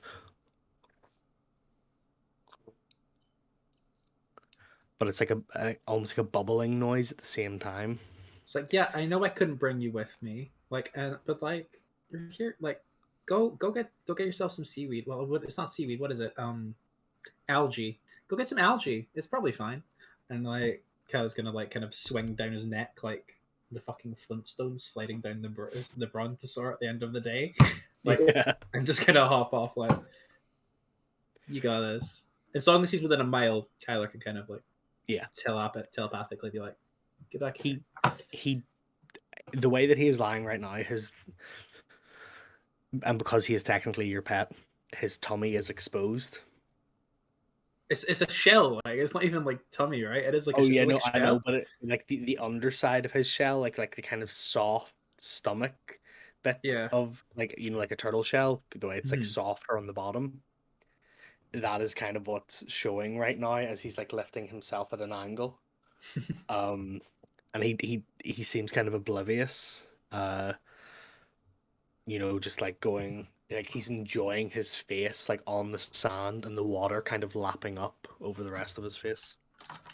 I give him a little scritch behind what I'd imagine where his ears would be, as I head off. He once again makes that kind of noise. It's not a very pleasant noise, especially above ground. Kyler, dragon turtles sound much more majestic whenever the resonance of the water can carry their voice. And like the older they get, like the more kind of bass and the more human they can sound. Right now, he's very much like this is his puberty voice. Pretty much. This is yeah. This is his voice breaking. Okay, get some algae. Oh wait. And Kyle's gonna take out his pixie and be like, take a photo and be like, to put on like social media, like if you see a dragon turtle, he's mine. Please don't do anything to him. Like don't hunt this for sport. Like it's meant to be here.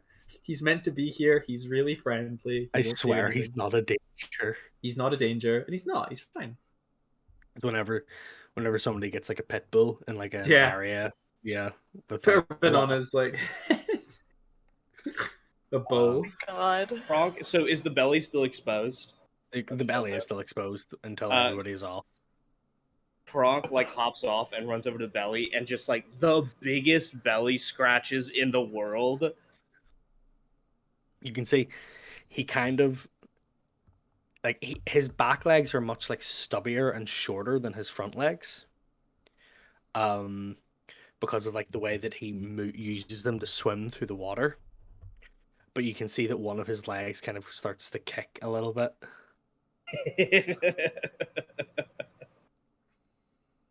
Are you coming, Lilith? Yep. Yeah, she just kind of skitters on Lilith off, following behind. Not a problem. And I'm assuming Geraldine also just... Yeah, I wasn't sure the order that people were getting down. Fine. When Geraldine gets off, she's gonna sort of like cup wear his cheek, I suppose, and say, "It's nice to meet you." He just kind of does, but like not an angry one. Like, do you know whenever like a dog does kind of a playful sneeze at you, kind of show comfortable around you. It's that kind of, but dragon turtle equivalent. The motion you went, that was like the fucking dragon turtle fucking headbutts Gerald. What's your AC? Roll initiative. Roll initiative as the dragon turtle turns. Kyler hops back on and goes, "It's go time." Kyler just goes, "I've been waiting for it."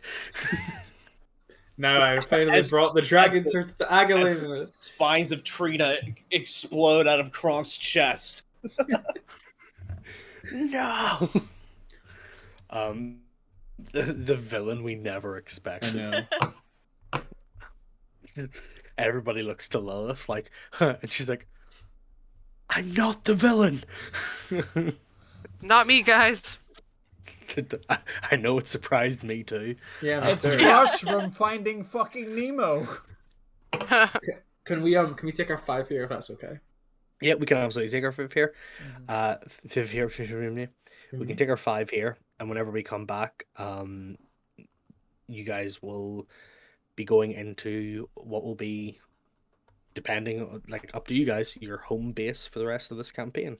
Yeah, Kyler will invite you all to live there. It's not gonna be like, well, only some of you. Like, it is gonna be like, oh yeah. As long as you have a high enough reputation with the Crestwave clan. Yeah, you can apply. You gotta grind your rep. Yeah, you gotta grind rep. And do your This is, dailies. Yeah, there's a hazing period. You know, it's like a rush week. ADID God. online. You've got the daily quest. Like. I'm not saying I'm a better games designer than Blizzard, but I implemented player housing first. We didn't even have to lose a raid tier for it. We Exactly. didn't even have to do island expeditions to Uncharted Islands that we have a map to. But yes, we'll take our 5 here, go get food, drink, everything else. Take your meds if you haven't taken your meds. Ooh, good And call. you need to Yeah, like good call. yeah. Don't just go take some like Novocaine. Like Yeah, I'm just gonna As go. Novocaine. I'm just Green gonna Day go has snort Novocaine. some paracetamol over here. Right, we'll be back we'll be back 5 to 10 minutes. All So, right, be right back. ta-da.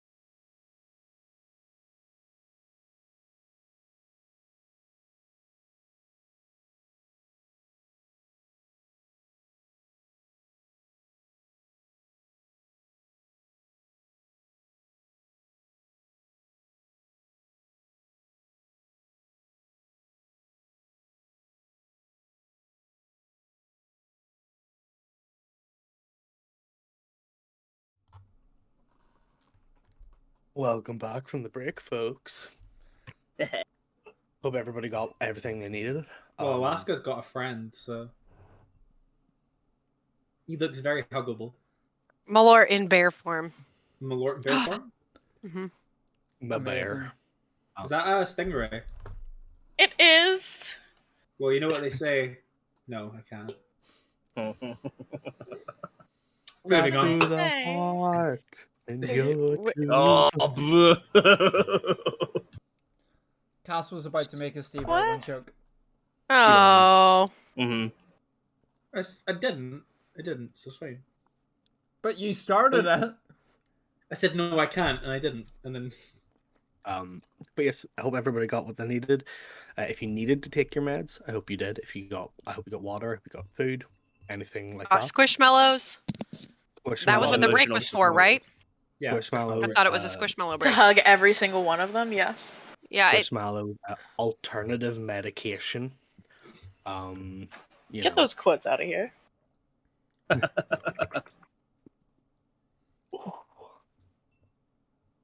Speaking of that, Yeah. we had a whole break, Geraldine. Geraldine is canonically not like this, but she would probably very much benefit from it. Geraldine doesn't smoke weed, but should get a prescription for it. Truly. She is the weed.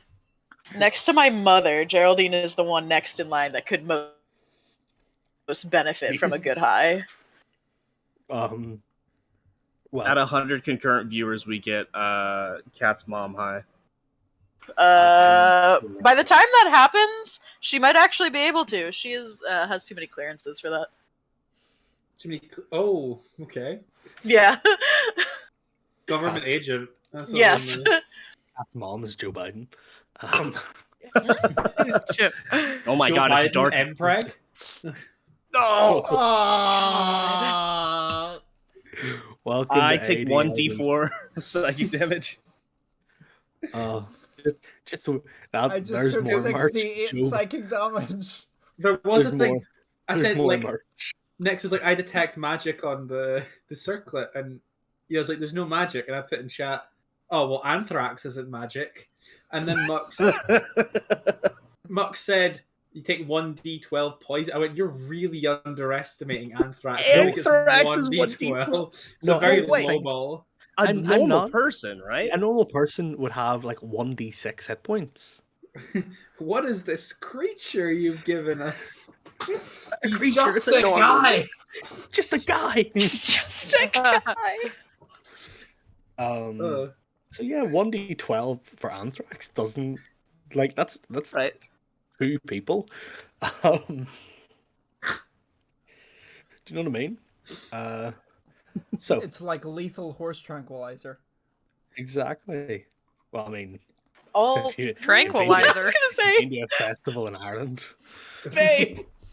all Baby! tranquilizers are lethal if you try. hard enough. Tranquilizer. ooh, Ooh, I woo? know her. I love Sounds like my idea of a good time. love a little bit of Special K. That's just like Electric Forest for me. I don't know. Retweet. Yeah, that's like Hard music retweet. festivals here as well. It's cold. When I was looking for a therapist here, almost every single therapist was listed Ketamine. as Was proficient in. with ketamine. No, literally, it was just like this is the new type of therapy, and I'm just here like We give you horse tranquilizer. literally It is. No, it's microdosing. It's a new therapy. 100%. Microdosing, they say. I mean, They'll give you like I went to a consultation. they'll give you a Oh. little bit. They'll give you like this very tiny sheets of LSD to bring you to like Yeah. a hallucinogenic state for hypnotherapy nowadays. Yeah. Went That's to my insane. therapy Sounds session horrible. and ended that up in sounds a like fucking PTSD for me. K-hole. Nightmare. We're doing our best here, all right? That was This is literally, why. but no This is free why Uriel healthcare. Sabrathan needs to purge you of your sins. This No. Are conversation you right here. unionized? No free healthcare, but the United States will Oh. give you PTSD from drug addiction. The I man, True. Tim tries cat. Yeah. I would just like to clarify here, like the stream is not promoting the use of recreational A-class drugs. Not This is advocating, only- but is daydreaming. Con save for Minecraft. ketamine. I'm so glad that's on your computer and not mine. Hold on, now I'm curious. Did you get an Yeah. answer? I failed Yeah, my con save, and now I'm in a K-hole. Like, There. Gotta get that in a t-shirt. I failed my con save, and now I'm in a K. That's gonna be merch there. And if anyone asks, K-hole's a D&D term. That's... It's a gelatinous cube. Cass and Eli, if we ever go to a festival again, can we get those? Can we get that in a t-shirt? Next on There- Fairfest, mate. I didn't see there is a thing called there is a monster stat block for ketamine ape. Yeah. I was just looking at a Reddit thread of this. Okay. So Anyway. coming back to it. Now that you guys are off of Shanjo, the dragon turtle, and at the other side of the shore now, maybe only about 30 or 40 feet away from you. So this is like a house on a shorefront. There's like a road in front of you, and then past the road there is this large like grandiose you can tell that it's like an old politicianary house. It's used to house ambassadors and people who would travel here from far away with like lots of help or lots of staff, that kind of thing. There's a large, currently unkept garden space that is just like, currently it is just grass, but it can be refactored to be whatever you would like. And yeah, there's a lot there. As you guys walk up to the door, there is a kind of small parcel hanging on the door with the Crestwave symbol on the front of the parcel. I guess that's for Kyler. I feel like. Yeah. Yep. Kyle's gonna go, huh, cool. And it's like, shows off, like, I'm gonna put it between some sharp teeth and just go. As you open, it's a letter from your dad. Covered in anthrax. Take Take 1d12. Take a 1d12 anthrax damage. That's good. Never trust anything. It is a letter from your dad explaining that this would have been the house that you would have stayed in a number of years ago, whenever you were younger and you would have visited. It went out of commission about 4 or 5 years ago. Simply due to the visiting ambassadors, dignitaries, different things became much less common as improved travel became more available. Mm-hmm. So people didn't need to stay for lengthy periods of time, different things such as that. And as it continued, the house just became unneeded. So when your father applied for housing for you, and he asked for something befitting of the Crestwave name, they give him this. As someone who has, as a part of a family who has contributed a lot to Agalian and to the School of True Arms, it is something that, you know, is in a way befitting of your family legacy. And at the bottom of the parcel is the key to the front door. Kyler's gonna kind of tip the thing out, feels it, and holds it for a minute. Kind of just holds the letter and kind of smiles. It's not like a but it's like a nice one. And then kind of puts the key in the door and kind of dramatically kind of goes like the boy's not capable of opening a door normally. It's got to be a swing with panache. As the door swings open, you're immediately led into this grand entrance hall with this black and white tiled floor, dark oak paneling walls. There's mirrors, there's paintings of visiting dignitaries, old politicians and kings and queens, royal families, uh, you know, state leaders, that kind of thing, who have visited before. Uh, and this entryway has three split offs. The first leads into the main living area, which has a number of chairs, large, kind of comfy, very. They are antiquated in look, but they are comfortable. Maybe a little bit sore if you sit on for too long because of how long it's been since the springs have been used. The springs in the cushions. There is a kind of an older fashioned crystal display screen mounted on the wall. It'll do the job, but if you find the cash, it may be better to, order. Currently, you've got like, do you remember whenever a flat screen TV was like this thick? Yeah. That's what you've got right now. Cutting edge 5 years ago. Like Cutting edge, yeah, exactly. That's currently what's mounted on the wall. On the other side of that, on the left-hand exit from the main hall, there is what looks like kind of like a quiet sunroom. There's like a comfortable chair. There's a desk that's facing like the window where the sun is beaming in. There's a couple of bookshelves. It looks quite nice. It looks quite comfortable. On the right-hand exit leads into the kitchen slash dining room, which is it is a long, like 12-person table. Chairs lined up at each point where somebody would sit. 5 on either side, and then 1 at either head of the table. And the kitchen is, there's like a stone bake oven, and a lot of it looks the way kind of a modern like fancy kitchen would look if they tried to give it like a rustic feel, is the general appearance of it. Now this is the first floor. As you go further up the floors, it very much follows this kind of vibe. There's a lot of it looks very old and very lived in and very loved. And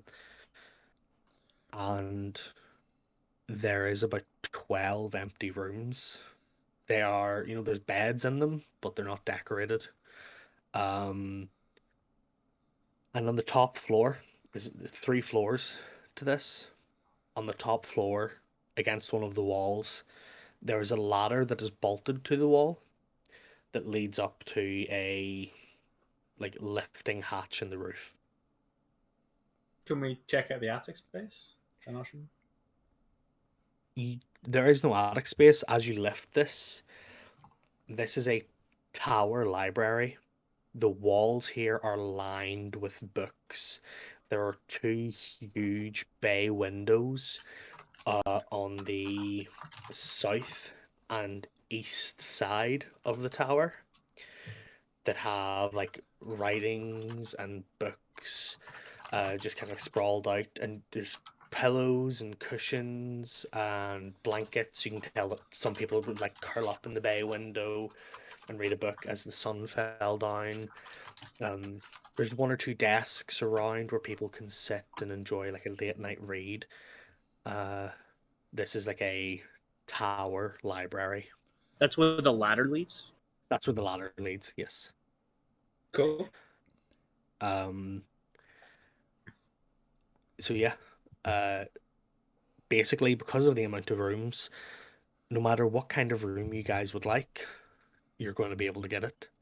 So what kind of room would you like? Would you like a corner room? Would you like one that is facing the sunrise, one that is facing the sunset, one that is...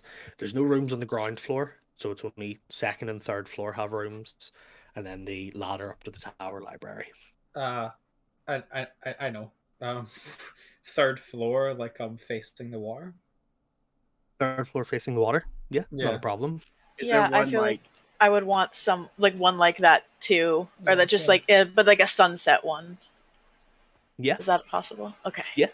So yours faces out onto the water, and it's kind of got this like large, like full frame window where it almost takes up the entire wall as it looks out onto the lake beneath you. Uh, Geraldine, yours has less of an impressive window, but it does have a number of kind of slatted windows that go across the room and don't just face out onto the lake, but face over to the west. 1 second. I need to check something here. Yep. Okay. I needed to remember which way I had said the sun sets in Altenian, because I was like, wait, there's two Ooh. sun. I was like, there's two suns, but did I make them change? Like, did I make them set in a different way? No, the sun still sets in the west. So, Okay. one of your, like a number of your windows face over towards the west, which actually has a lovely view of the kind of rolling valley hills that would come down into the lake, and you can see the sunset happening. When night falls, you'll see the sunset happening over this kind of faux mountain range from your room. How close is that room to the ladder that goes to the library? If you're on the third floor, it's really not that far. There's like the main kind of Like on the the landing. set. Yeah, on the second floor, there's kind of what would have been like a kids' common area. So, there's like a pool table. Mm-hmm. There's like there is a really old at this point like foosball table. Cute. And a little like kids reading nook. And then on the third floor, there's uh evening the evening area, and there's this kind of like makeshift bar and like a coffee machine that sits on it, and there's like a number of old alcohol bottles that are kind of half drunk behind the bar, and there's this it looks a bit like a... Do you know whenever there's like a bohemian coffee shop and it's like, oh no, we don't do single chairs, we only do like love seats and like really big, overly plush like couches, is kind Yeah. of how the furniture is up on top, and it's all surrounded this like huge central coffee table. Perfect for board game night. But yes, your room then would maybe... you would be like across that common area and like down the little hall that would lead to the ladder. Cool. Could I have that same kind of thing? I don't mind whether it's sunrise or sunset, but overlooking the water, and like close enough to as close as possible to the library. Yeah, I'll say then you take one of the rooms on the far side, Mm-hmm. so you get the sunrise in the morning, Mm-hmm. and still looking out over the water. So it's the same kind of... it's the same kind of setup as Geraldine's, but reversed, and your east facing window is slightly larger than her windows would be. Mm-hmm. So it is going to wake you up earlier, unfortunately, but It's fine. it's great for Drazian her. will likely wake up earlier anyway because of Yeah. kind of him being like a fairly light sleeper. So Needs to sleep in. Drapes in. Let's go. Yeah. Um, Go ahead. what Kronk was looking for, Kronk could go to the second floor, because he's aware of how large he is. He doesn't want to be like the upstairs neighbor. You know what I mean? So he's The on the bowling second floor. balls. And he's taking a look for maybe a room that has like a smaller room attached to it, whether it be like a larger closet or something, where he could put like some like Skyrim style enchanting bench in or something like that. That's kind of what he's looking for. He wants a room that has a little side private space that he can close off. Okay. As Jarl of Whiterun, I give you permission to buy property in the city. There's no room that really has like a large closet or anything. Mm-hmm. The room you do choose kind of has. Do you know the way some bedrooms have like that bit that kind of just like is like it looks like it would have been like an inset closet that would have just been like open to the world. Okay, sure, yeah. It's got that kind of thing that you could like set up a desk in there. Okay, excellent. And your room actually has an ensuite as well. Can you tell me what that is? I'm not sure. You have a toilet and a shower attached to your room. Oh, sick. So is it Kronk sized or? It's medium creature size, so it's a bit of a squeeze for you, but like you can make do. I'm technically a medium sized creature. Yeah, you know. It normally would have been done for like elves and humans. So it is a little bit of a squeeze. Gonna be like the beginning of Elf, you know, when Will Ferrell is trying to fit into all of the small bathrooms. It is a little bit like that, but less exaggerated, if that makes sense. So like when you sit on the toilet, like you just manage to balance on the toilet, and like your knees are like hitting the wall beside you, kind of thing. I have two important questions. It's are there any like windows? Like what side of the house is it on? This is on the east facing side of the house. Okay. This would technically be the room below Drazian's room. That was the second important question. is whose room below?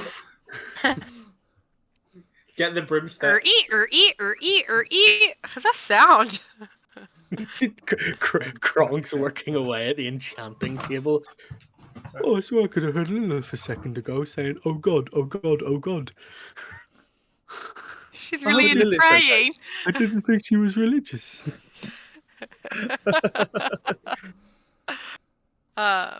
Tell me there's like a tell me there's one of those things that there are in like old houses where you like whisper into it. You're like, "Hey, what's up?" and the sound travels up. I mean, there are pipe like Hey, Drazian, guess who's got the room below you? And it just like comes out of the like the pipe in his area. Well, I mean, if you open your window, you could shout up to his room. But the closest thing to that would probably be like if you broke one of the radiator pipes and like spoke into it and hoped that his was also broken, and then it would like echo through. There is an intercom system in each of the rooms that would have been used to like call the residents for dinner whenever dinner would be made. You don't know where the main like system of it is, but there's like a speaker in each of the rooms. Drazian has set to D&D for most of the time. Oh, Dragons. Do not disturb. No, Dungeons and Dragons. Obviously, you can roll dice. Hey guys, I created this game down here. It involves rolling a 20-sided die for most of the game. That'll never catch on. Suburbs and sedans. Lilith, what about yourself? Is there like a room that is I don't know. Can she like be picking a room and find one that she really likes and walks out and realize Drazian's picked the one right across it from her? Like, yeah, like she was like, I didn't know you were picking that room. I just really liked this one. Like, yeah. That's so okay. I'm happy to as you're kind of like this. looking through the rooms, you know, everybody's kind of gone to look for their own ones, pick them out. You find one that is really quite nice to you. It's a very simple layout. But what appeals to you is that it has double glass doors that lead out onto kind of like a little personal balcony, because your room, unlike the others, doesn't face out to the front of the house, it faces out to the back. So there's a balcony that like overlooks the yard space of the house. Possible to scale down the balcony for entering an purposes. for purposes. Yeah, it is. It would most certainly be possible, because there's the kind of, what's it called? There's the support pillar that like keeps it held up, so you could like fireman's pole down that. Good to know. Or it could just be, up front. That's another option. No, but I yeah. will risk death. They'll never know. They can Better- never know. Better than walking out of the house and be like, bye guys, I gotta go kill someone. Oh, I literally thought it was to see Tracy. That's why I Oh was no, like, no, no, no, she it's can just murder. walk across the hall to see her. Walk across the hall. I was like, wait, are you guys there? Because that's what you were sitting No, about. because we're on opposite sides, so she would literally walk Okay, across the hall. okay, I She thought it was wouldn't like have a way kinda into like- Drazian's room from down below, because down below like- his room is the fucking sea. Well, Oh, right, yeah. Imagine climbing past Kronk, Kronk. who's just got headphones in, like working on like improving Like- a ring, like Warhammer painting. yeah. Just something called out. sewing. Yeah. That way It's his like- costume wrestling pieces. I wonder what he's listening to.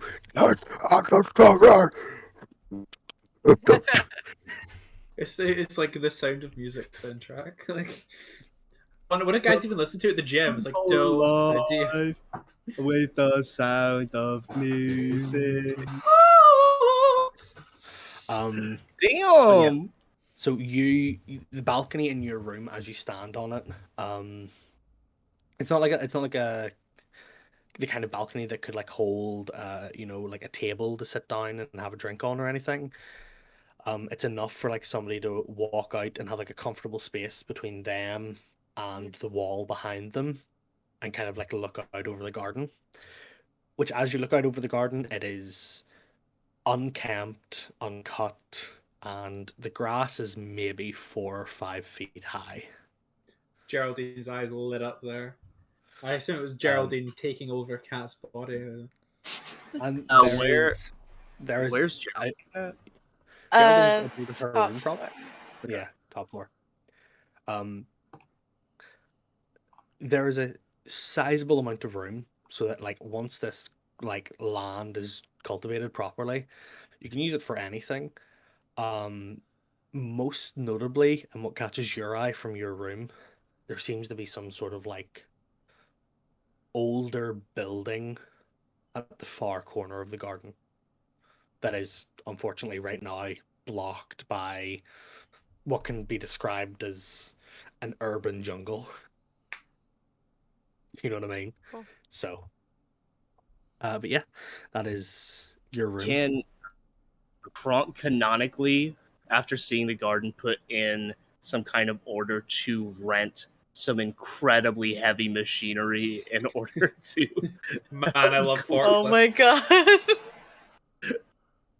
Finally, this certification will come in handy. My god. In regards to the house, Kronk just goes, "Sorry guys, I know we've all made this money, but can I use it to invest in a ride-on lawnmower?" oh, I would hate living in like a college or university like residential area, and then like 6 a.m. as a fucking ride on. I would Dad's either like, Saturday morning. Yeah. Kronk's looking at the 2 options that he is okay with cutting grass with. Hold on a and second, I'll be right it's back. an incredibly large, like, riding lawnmower, and then a scythe. And he's got them pulled up in different tabs on his Pixie. He's like, I don't know. It's just like it's a picture of each, and he's just. I need to think about which one I would like. But yeah, so with these rooms taken, that still leaves 7 unused rooms. Whether you guys want to just knock down the walls between them and make your rooms bigger, that's up to you, or whether you guys want to use them as things. I feel like we're losing a In the deposit future. very quickly if we do that. We also don't. Does anyone know what walls are load bearing? Like, Yeah, we're just we're gonna topple a building. Like, Bronk just has to hold up the 3rd floor. could Wait, could Kyler is flip this like to the- rented accommodation, or is it something that's been gifted to Kyler? As far as you know, it's currently owned by the Crestwave family. So we literally could knock the walls down then. You can knock the Chris walls down. You can turn them into like other sorts of rooms. You know, if you want like a storage room, if you want a magical artifacts room, if you want that kind of thing. Yeah, could I Someone needs to reserve build a one pool room outside. for like kind of refining and like enchanting weapons and like magical items and stuff. Bronk's going to get like an in-house gym. You know, That's kind of what I was thinking. Yeah, like that's a place very for much a it. punching bag. Like, is there like a long place so you can practice like long range stuff, as well as we have a garden on a lake. oh yeah, Like, the yard space is probably about as long as like an American football field. Oh my god. Okay. There's definitely enough room for a hot tub. Oh yeah, Yes. there. If you invest money into this place, this is going to turn into like a pavilion. Do you know what I mean? Hey, do you guys think that if we added some type of pool, we could also add slides from the top of the 3rd floor to slide down into the pool? I like slides. Like, um, Oh no, because Kronk is on the 2nd floor and Kyler is on the 3rd floor. Are they going to get a slide installed from Kyler's room to Kronk's room? a fireman's pole. Like, Lilith walks by. I'll make use of that one day. The fireman's pole. Yeah. Yeah. can Kyler find the intercom? Is that an option? So downstairs in the kitchen is where the main hub of the intercom is. So like you can like put in buttons to call each room, or there's a button to call every room.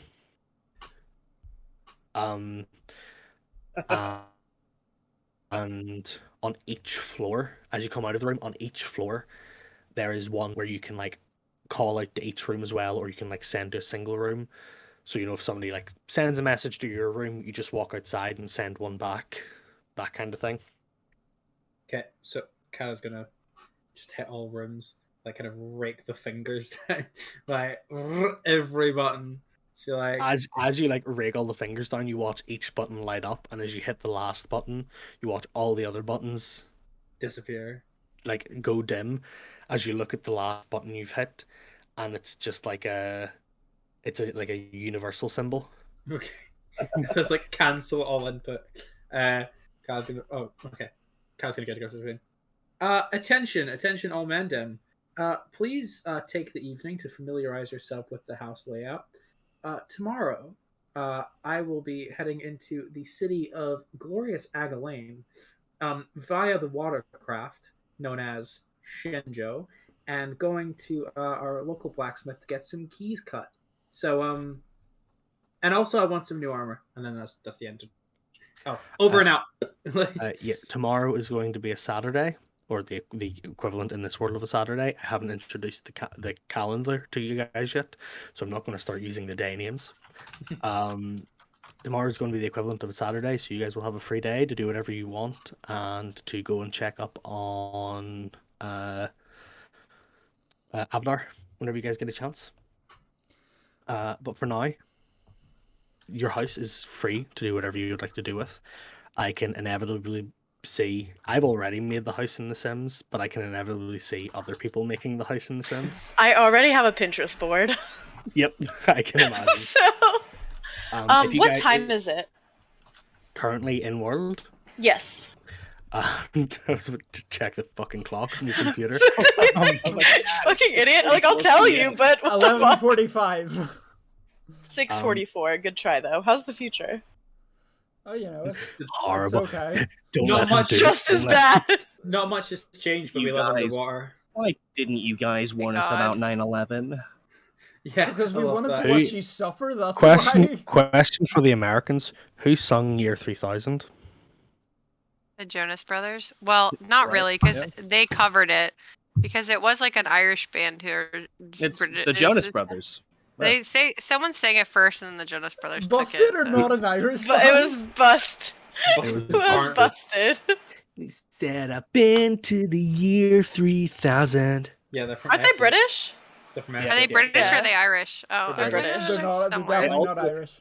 They also wrote a Eli's like, song. we don't claim that. Well, I mean, No, Ireland's I part would of the UK. I would so- I would. Chris, I will kick you out of VC right now. I will kick you from the server. This chat goes so silent so fast. Busted also had a song that, like, I can understand why it did not do well in America, called "What I Go to School For." And LMAO.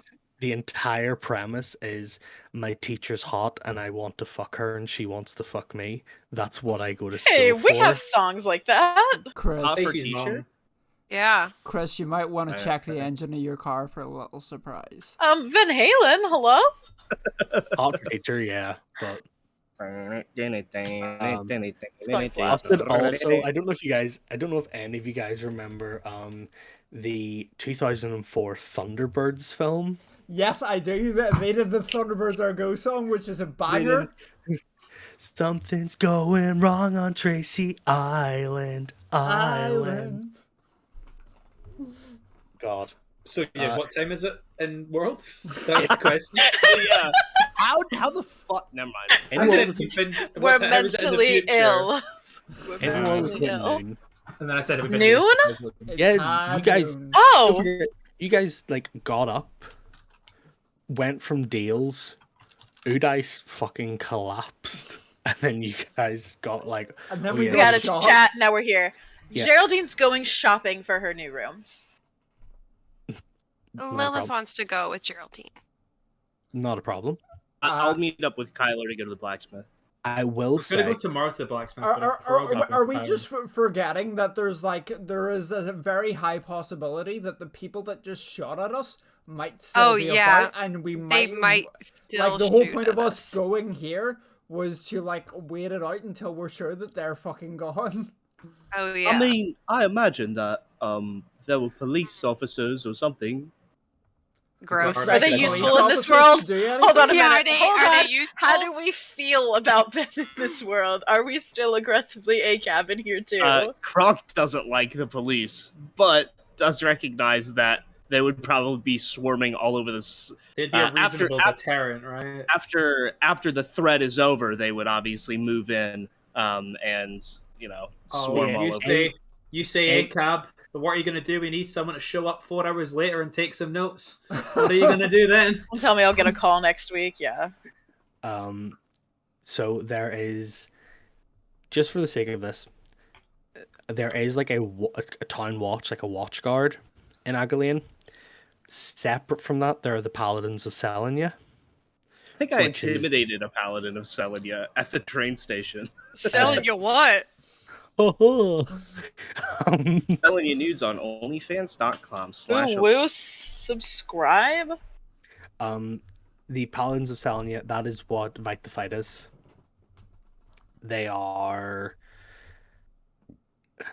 While they don't hold the kind of legal official power, they're like, oh yeah, these guys are like above the watch guard. People listen to the Paladins. The watch guard are kind of like, we're like, Oh, we came here to be adventurers and we went to the school and things were good, but we didn't do great in our grades. So we're just It's the fucking Strong. Gardaí. It's the guard Chicana. it's the It's the Garda Síochána. So- It is. yeah, watch guard, town watch guard are, it didn't work out in the army, so I became a cop. And the Paladins of Selenia are, we actually care about the people of the town. We're not doing this for a paycheck. Mhm. So So- what you're Like- saying is Agalian is a church state. Eileen is not a church state. The reason they're called the Paladins of Selenia is just because Agalene is on a river / lake, and Selenia is the goddess of rivers and lakes. Otherwise, it would just be the Paladins of XYZ god. Kronk is not super concerned about like staying in, because he thinks that after, like, in the past couple of hours, it's probably fine now. Not to influence things one way or the other. Mhm.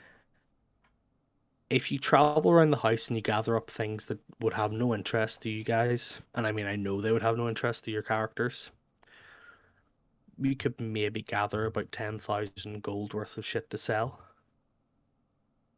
Like, Yard sale. go pawn that off, and So then we spend can that get in like town. an extra 2k gold each, essentially. Quick maths. Quick maths. Everyday 1 man's plus on the 1. block. Kill the man's not hot.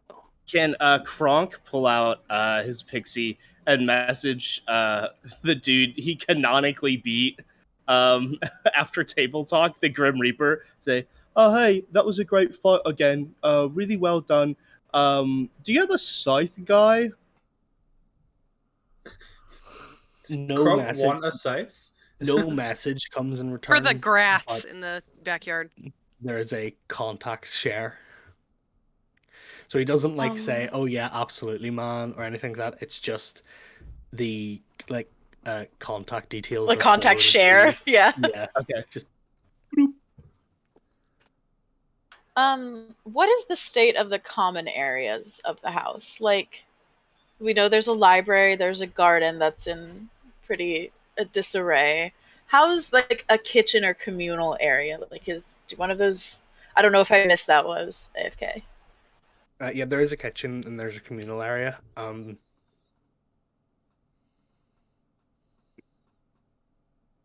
Dusty but functioning is the general Okay. kind of Same. like Yeah, retweet. you'd want to run the water for maybe half an hour so you're not getting like stale water. Lime scale and stuff. Yeah, that kind of thing. Okay. But it's all, Is there liquor it in all the works. bar? There is like dusty bottles of liquor. All of them are opened. Some of them are nearly empty. Some of them are nearly full. But there is like enough liquor behind the bar to make a cocktail. There's no mixers though, so you'd be drinking straight. Do we have online shopping? Yeah, is there like an Instacart or something I could? There is click and collect. There's no delivery services though. Okay. In this world, unfortunately, that would come down to needing to either purchase an Arcanotech like car, or getting a magical creature that's big enough to haul multiple deliveries, maintain that magical creature, feed that magical creature, train it, and various such things. So you can like go onto websites and go, "Yep, I want this. I'll be there to collect it." Okay. So is it possible? Oh, go ahead, Eli. Sorry, I didn't realize you weren't finished. You go ahead. Is it possible to be like put in like a bulk order and rent a car to like go get it and bring it to the place of living? So like if we all go to a place and it all get like we don't have to figure out how it all gets there. Yeah. Like, is it possible to do it all in one go? Oh, yeah, Do you have a bag of For the holding? sake of brevity. Do you know what I mean? Dude, the bag of holding has a 500-pound limit. I think. Yeah, what if we want to buy a bunk bed? Yeah, like That's not what furniture it goes is. way It's not- beyond yeah. that. Like, furniture doesn't help us here, or a bag of holding doesn't help with furniture. What I was gonna say actually is, how long is it roughly until Calrus is going to arrive with the car? A couple of days. Oh, it's a couple of days. Okay. Is there, and this is going back to that rundown TV. So when Kronk saw this TV, he had an idea. Things that he had seen in films. You know how there's like 3 big monitors across and you can like they're all like sharing, and they've all got like mission details on it and stuff like that. Gronk wants Like to a make command center? Absolutely, yes. Absolutely, that's correct. Get in a fucking Batcave. If you want to buy more screens to set something like that up, it's absolutely possible. As you turn the TV on, Kronk, your match from last night is being displayed. Oh, yeah. Hell yeah. Hey everybody, you want to come watch my match? I did really well. Kyler pokes through with like a fucking picture frame of some random guy over his shoulder, like. Where'd you get that, buddy? Don't know. Gonna sell it. Don't know who this is. They're going in the sell pile. That's Kyler's. Like, if I don't know who this is, they can't be that important. But yeah, so Kronk, it is kind of like it looks a bit like he starts standing like a dad, like at a dad at a TV. He's like got watching, like a he's, waist like, action tape measure. He's like analyzing his like footage. He's like, that was a clean DDT to fish. I wish I had maybe Kronk stopped there, maybe a Death Valley driver. The irony of him being a Grim Reaper probably would have been really nice. Kronk takes a couple of steps back, gets into the easy chair, kicks off his New Balances. And just cracks open a cold one. But yeah, it does look like you're kind of watching like, you know, like sometimes they stream the dark shows. Mm-hmm. Yeah, it's that is kind of what you're watching. Sure. But yeah, as you turn it on, your match is being displayed, and you can watch it, you can analyze it, and would there be any like? Did anybody like bet on that? Because I know we just kind of skipped over, but anybody bet on that? Did I get like a payout? Should we sort that out? You would have got your pay packet, which would have been about 300 gold. So you lit from the Grim Reaper. And because we already know the outcome of the fight, I'm going to say that if you guys wanted to have bet, let me know how much you bet, and I'll let you know how much you won. That feels kind of dodgy if we already know how it went down. Yeah, I know, but you don't know the odds. Okay, no, great. Kyler would have put money on Kronk. I feel he would have wanted to support his bro. I think I can rationalize it like that. Let's go only for two people that came, right? It was GB and Kyler. Yeah. Let's go for 250. 250 gold. Yeah, you got 350 back. Plus your stake, or including your stake. Go. I'm not sure GB would have bet. I think she was just concerned and exhausted. Yeah, that makes sense. I'm not sure she would have put money. Max, you see, for the sake of brevity, can we say that like that stuff that we're going to sell, that we can just like have that in as part of our gold now? Mm-hmm. Yeah. Oh. Cool. Okay. Yes, have a yard sale. So everyone gets 2k gold each, basically. Everybody gets 2k gold. Have a yard sale. Max, question, what is the time difference between the Udasit Diarchy and Agalin? Is it like an hour, or is it longer? Depends on where in the Udasit Diarchy. Azure City. For 2 hours. About 2 hours. Okay, so it's roughly about like 10 a.m. right now? Yeah.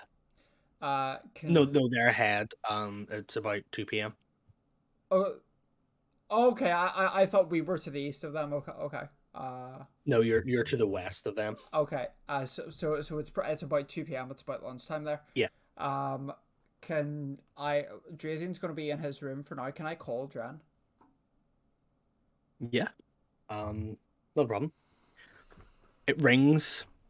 Your phone rings for a minute or two. Mm-hmm. Which isn't unusual. Dran isn't. He's not the kind of person. He's not the quickest at picking up. No, Dragonborn thing.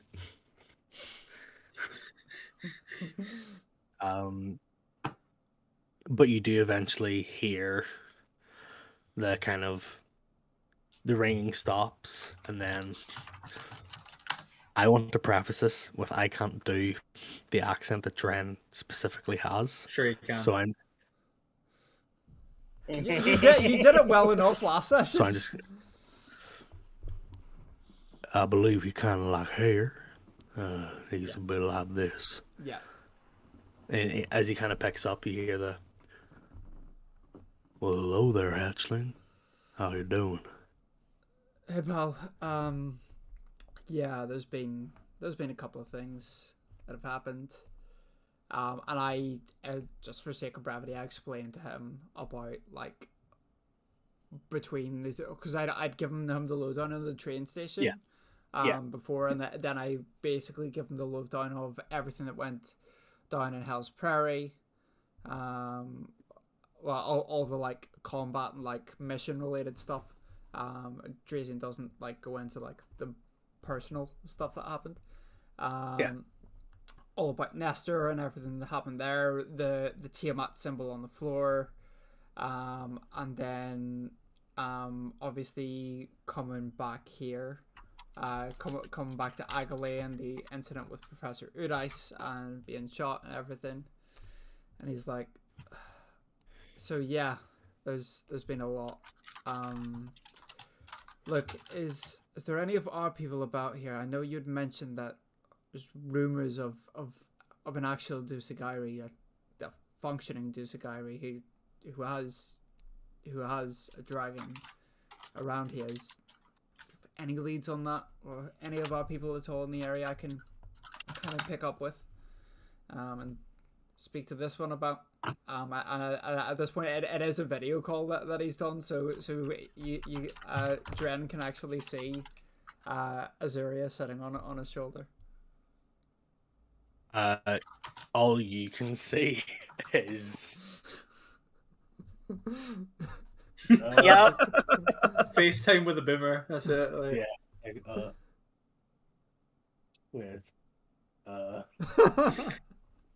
Yep. Yep. No, you put it that way. It rotates with you if you hold it up. like this.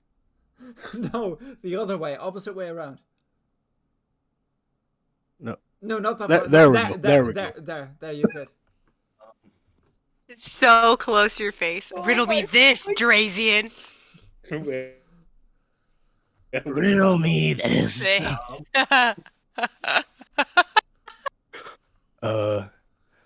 If you're talking about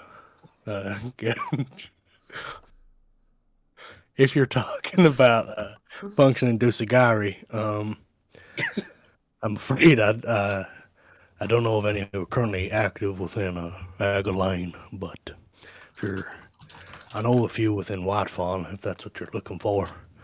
Had a dragon on your shoulder. Yes, Drag hatch. Yeah, she hatched. This is Azuria. Oh my days. Yeah. That's a beautiful scale color.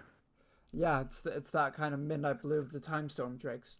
That's why I'm hoping to find someone who can tell me. Okay, that's starting to hurt my knees. Look at True Boomer. But yeah, obviously we have limited information about them. We know a little bit about the time storm drakes, but I was hoping there'd be someone a bit more qualified in the area. It was one of the reasons I came here, after all. Or is there any of our people, any of the Drake Wardens, anything? Anyone I can speak to? There's a couple of Ambassador Drake Wardens. You head over towards the Udaside Embassy in Agalane. There should be one or two of us there. I think Krem is there. You know Krem. Oh, Krem's there. I think so.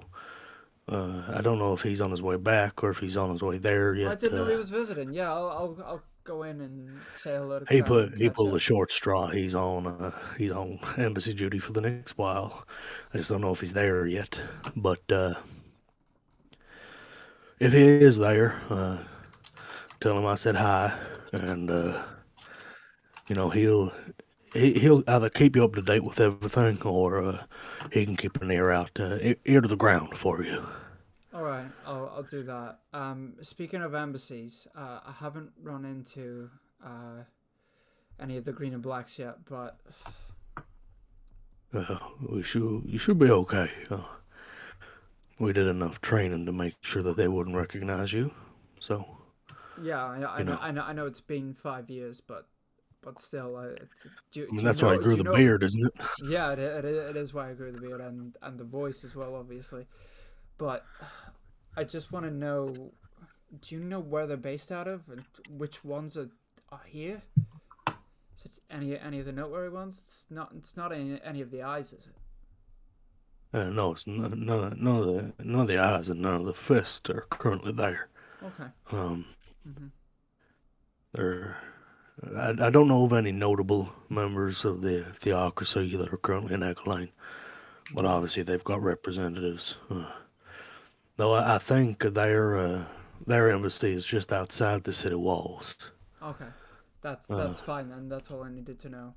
Just to make sure they're not too close by, and not there's a high chance of catching them walking around the city. You might see one or two around, but they wouldn't be anybody that knows you, I don't think. Right. This is going to be like an ongoing thing. Anytime Drazian's walking around the city, he's going to be like keeping an eye out to see if he sees anyone from the theocracy. It's just something to keep note of. He was like, "How's Mum? Is she doing okay?" She's doing good. She's currently away to the market. She said she wanted to make you a care package of some stuff that makes you think of home. Do you have an address for her to send it to? Yeah, I might actually. Hold on. And I make use of the intercom for the first time and like, try and gauge where Kyler is. It's like, yo, Kyler, what's the address of this place? Can I make it up, or do you have You one? can indeed if you want to.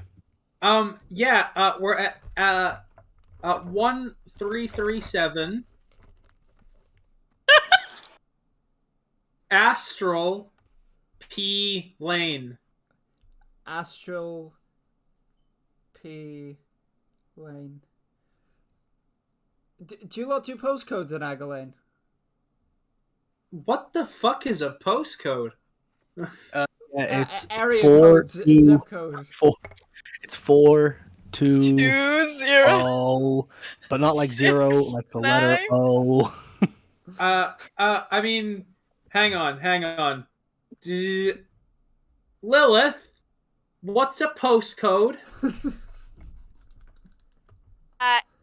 It's the numbers at the end of an address that it groups the houses together. All right, It's thank gonna be you. like 5 numbers. Okay. It's got numbers and letters, I think. I'll just read it out. Give it to him. So it's AG2 AG2 769. Huh, nice. 769. Nice. Is that it? Yeah. All right. I'm like, Dren, I'll text it to you because you and I both know you won't remember if I call it out to you now. Yeah, you're right. I won't.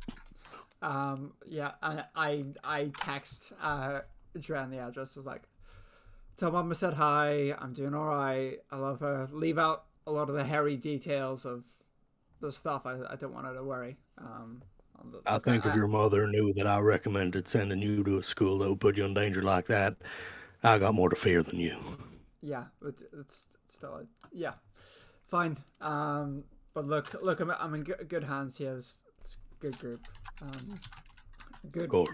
Good fighters though. They're not bad people either to have around. Kind of trust them. Weird, I know.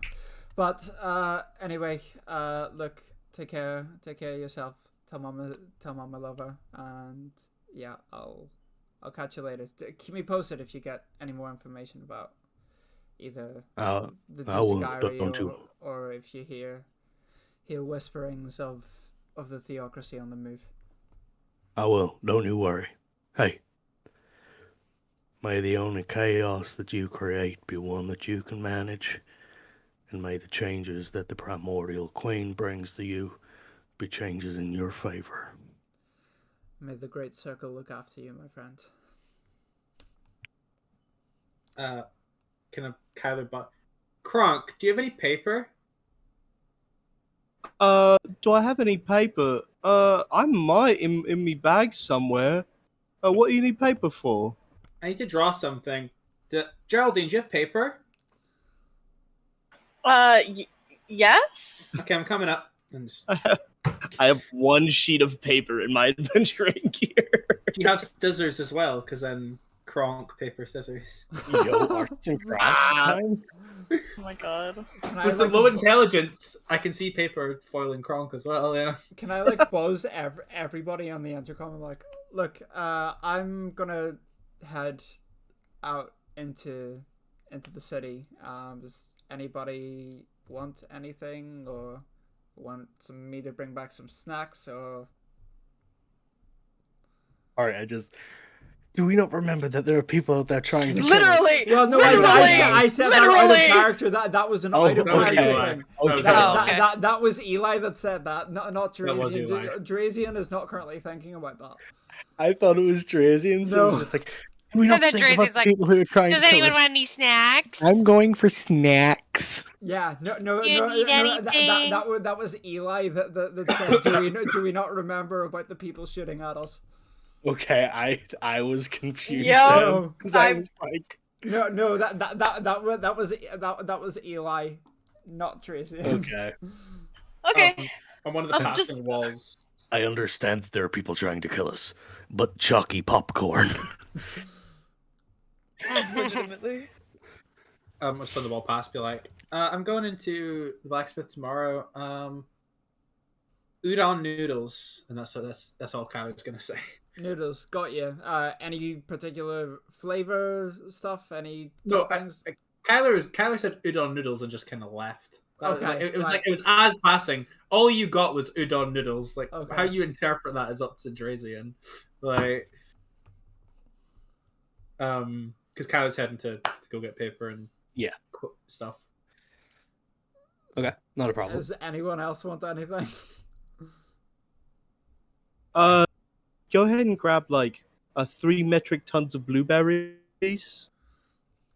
3 cubic meters of eggs. Geraldine And- smiles, hearing the intercom about the blueberries. Okay. Then, because I am dreading saying these words, we're gonna quickly do what Drazian's going into town for. And next episode is going to be a shopping episode.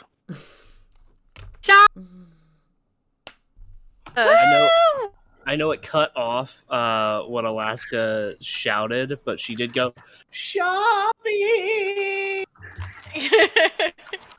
So yes, we'll quickly do, if Drazian's heading into town, we'll quickly do that.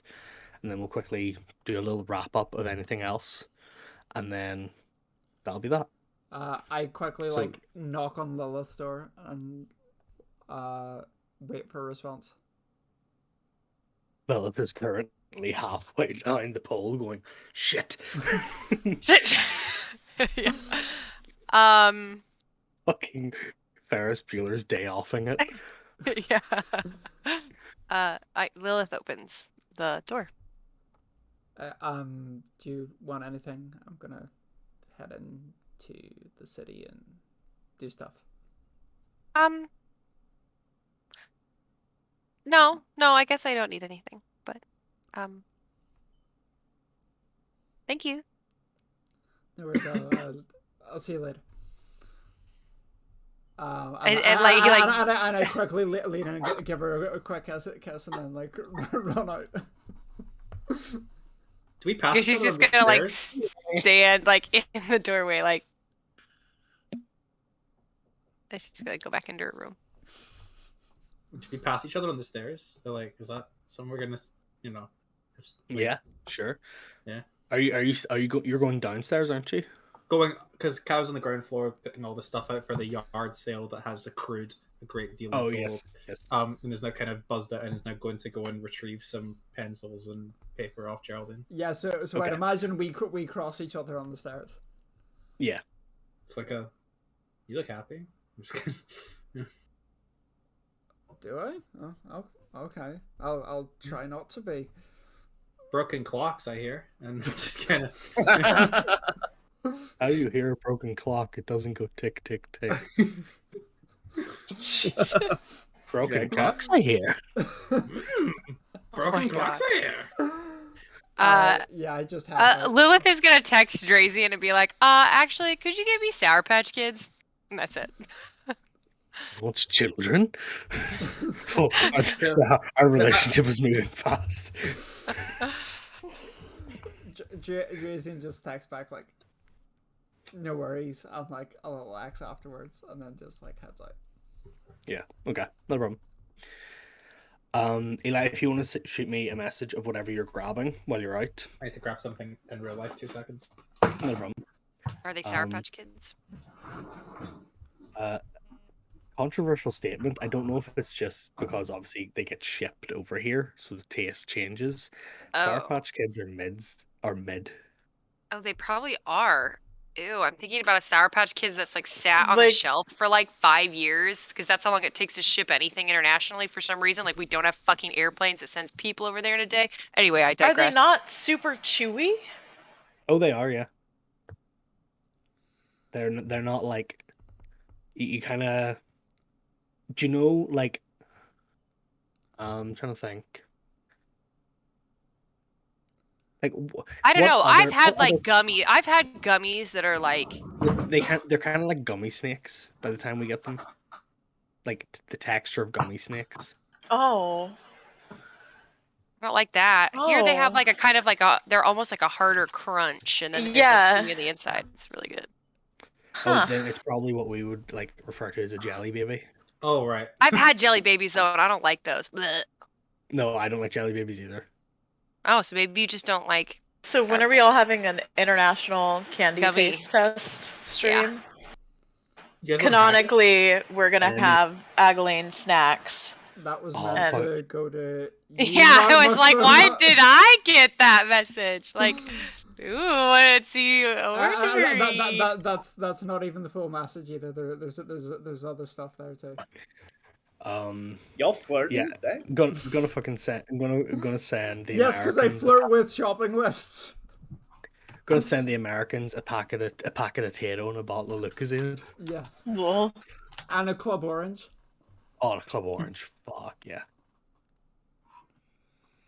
But yes. So, Drazian, you do your shopping. I will do the math. I'm also going to go to the embassy. And I want that the second last thing on the shopping list. So the one after the udon Yeah. noodles. I kind of want to RP that a bit. Okay, That's no problem. Whenever. Yeah, let's. There's another bit of RP, and then we'll jump back to that. Sweet. Tyler. Yeah. You are rocking up to Geraldine's room, in your quest for paper. Paper and a drawing implement. Can you pretend that airplanes? The night sky. Kyle is gonna kind of approach the door. Treat us somewhere in the house. Kyle is relatively comfortable at the thought of recalling through the house, so that's just something people might be aware of. Trident flying kind down of- the hallway at you. Yeah, Right. I'll get used to that. That's something you're gonna have to get used to, because that's what Kyle's gonna. Yeah. Oh, like in like Thor Ragnarok, like your hammer. Oh, yeah. Oh yes. Just a second. And so kind of dressed down, not wearing so much chainmail or anything, just like with the... Sorry, my cat's on my desk. Sorry, I'm just kind of gonna go up to the door and just kind of go and give it a little drum. I'm going to be just gonna yell back, like, come in, as I'm like doing things in the room. I thought you were going to be like undressed. Oh my Yeah, god. that's what I thought you were saying. Is that what we're I leading to? kind of thought Lilith might answer the door in like a robe, but you know, no. Oh my god. In a robe with a cigar holder, like Exactly. welcome. Yeah, Drazen wouldn't have been going out shopping. Bienvenue, Drazen would not have been going out welcome. shopping. Kyle's gonna do Kyle's usual thing of like hand in the door and like swinging open and being like, "You have something I want." Drawing implements, and then kind of motion over to the desk, and like kind of. I was gonna say, yeah, she's probably like sitting on the floor somehow, like organizing things, like in her bag, or like probably all the journals. She's probably making stacks of all the journals, and she'll be like, "Oh yeah, my bag's over there. There's paper and some ink and all of that in there. Help yourself." What colors do you have? And Kyle's gonna, know that they ink. Yeah, I'm gonna say I have like blue and black and Crayola 24 pack of erasable of like markers. great. Geraldine has a Crayola pack of 24 washable markers. Whoa! What the hell are these? Kyle's gonna take them out. I just kind of like Scantable? Skentable. Oh, they smell funny. Snorts the pen. And now there's like whatever color around your nose. I think Kyler would be like,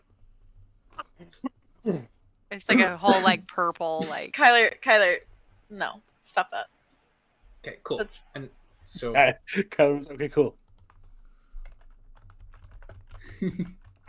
No, they're not flavored. They're not flavored. wow, Before okay. you ask. But Not they flavored. smell. But yeah, Yes, it's like yes, and that's all. Okay. Well, everything has a flavor. I have. Kronk whispers through the pipes. Kronk is the voice of the house. Like haunting it. So what Kyler's gonna draw is essentially this sort of suit of armor. It's kind of stylized and it's drawn because it's obviously underwater. Like you'd be drawing with things like stencil and like marking, but like you kind of get the image of what Kyle's going for, and it kind of starts to take shape as this sort of shimmering silvery white armor with like gold and coral trim. Okay. Like kind of stylized to look like coral, and then just that kind of takes shape over time. And then Kyle's gonna be like, "What do you think of this?" No more denim? Oh no, like the denim goes over the top. Oh, This okay, is- gosh. You had me worried. I'm gonna have like this, and then the jacket comes through, and then like this is underneath. Oh. That's nice. And Geraldine, pleasantly surprised. Kyler is gonna is holding a peach pink pen, just goes and tries to like give Geraldine a line across the face with like the pen. Just Why? I don't know. You're the color of paper. Yo, what? I'm gonna grab the light blue marker and do it to him. Yeah, you draw on him and nothing shows up. There's no Yeah, exactly. I'm Wait, no, I'll take the dark blue marker. Slightly dark, like A slight faint line. Kyle's gonna It looks like he's blushing. on one cheek. Did I just like kawaii draw these blush marks on? Draw fucking whiskers on him. No, just like a little. Just the little like squigglies. Yeah, just like the little squiggles on the cheeks. It's like a little kawaii Kyler. Oh, and then Weiler. Kawhi. Kyler. And then Kyler. oh no. Kyler Kuestu Wevu. Oh my god. And you hate it. Oh, whoa speech. And then just Kaz's gonna stand up, like kind of chuckle and be like, like thinks it's funny. I'm gonna show Kronk. But before I do, and Kyler's gonna do like what is ostensibly like a very practiced autograph on like a big sheet of paper in the room, like kind of like something that was probably going to be used for like a map or something, like a. Wait, is A2 bigger? A3 is bigger. A3 is bigger. What size is A2? Like A2. So A4, and Mhm. then double that A3, double that A2. Okay, so like A3. 8.5 by 11. You've lost me. Yeah. Going on here. Take up the whole page with this like really like practiced autograph. It's like Kyler Crest of the third in like blue ink. He goes, "Here you go for your collection." Thanks. And Kyle's gonna, and then just head down to see Kronk with the drawing. I don't know why, but whenever you went originally for this paper, I could imagine Kyler just getting like string and sellotape or like scotch tape and just like doing a letter on each page, MANDEM, and like Honestly, I thought that's and, where like, this was going. hanging No. it above the front door. It was to get a sketch of the armor.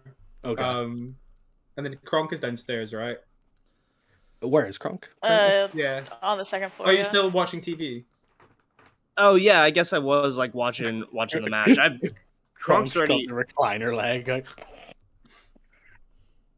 Kronk's just waiting for everybody else to be ready to go. Kronk has a nice little shopping list, some ideas of what to get. So everybody else is ferrying around. Kronk got matches on and probably is dad sleeping in a recliner. So if he's asleep, that means I get sneak attacked. And like Kyle's Do you gonna think he go can one Draw a shot? mustache on him with the crayons. Draw a Don't have them dick. anymore. Don't have No. anymore. Kyle's gonna go up behind Kronk and kind of go, whoa, like over the top of the chair, and like boom, like an enthusiastic child, like because ultimately that's kind of Kyler, and kind of give him a whoa, like a shake, like are you awake? Kyler drop kicks Kronk, and because it's the recliner chair, it just goes backwards. Or it like it kind of folds in, so it like completely folds on top of Kronk. Cartoon. The trundle bed, and you just get sucked up into the wall. Kronk would have one of those too. Yeah, save space, you know. Kronk probably wakes up. Oh, hey Kyler, what's up? Hey dude, what do you think of this? I borrowed the weird quills from Geraldine, and I drew this, and then Kyle's gonna show like the very stylized. It's not a blueprint so much as like I want it to look like this kind of drawing, of like the kind of silvery white armor with gold and coral like stylized on it.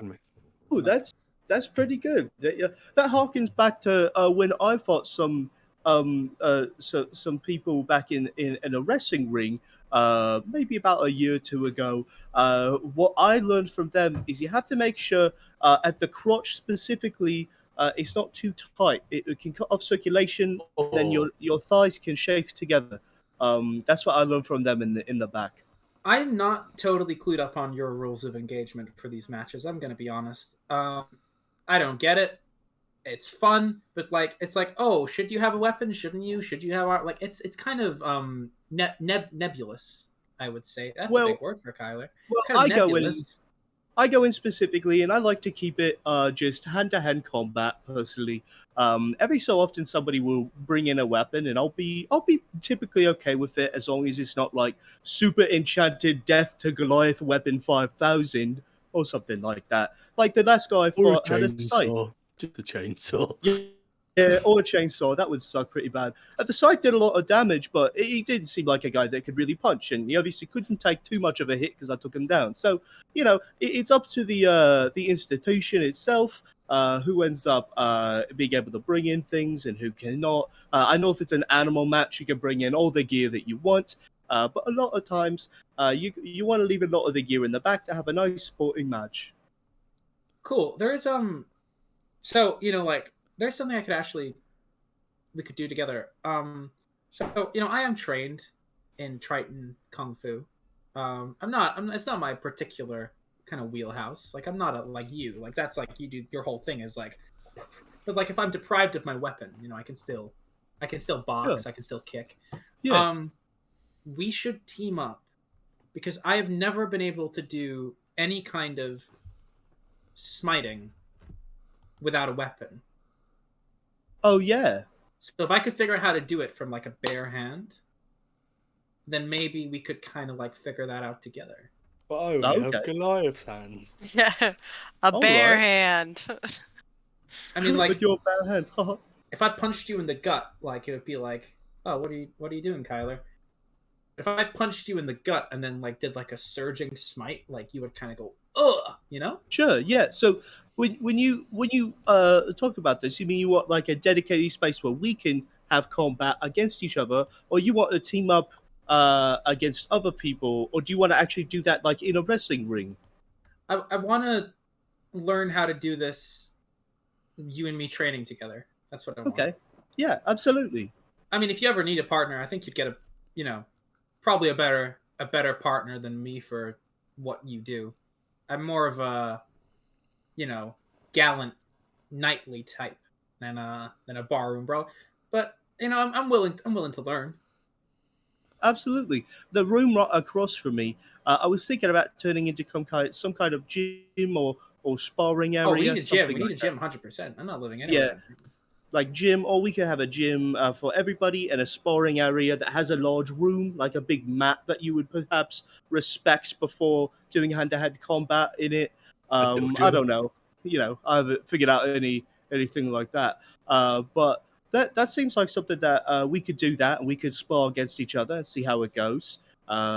We would just have to be conscious about how much we could take personally. And perhaps invest in some kind of small field for anti-death purposes in case one of us gets a really good hit on each other.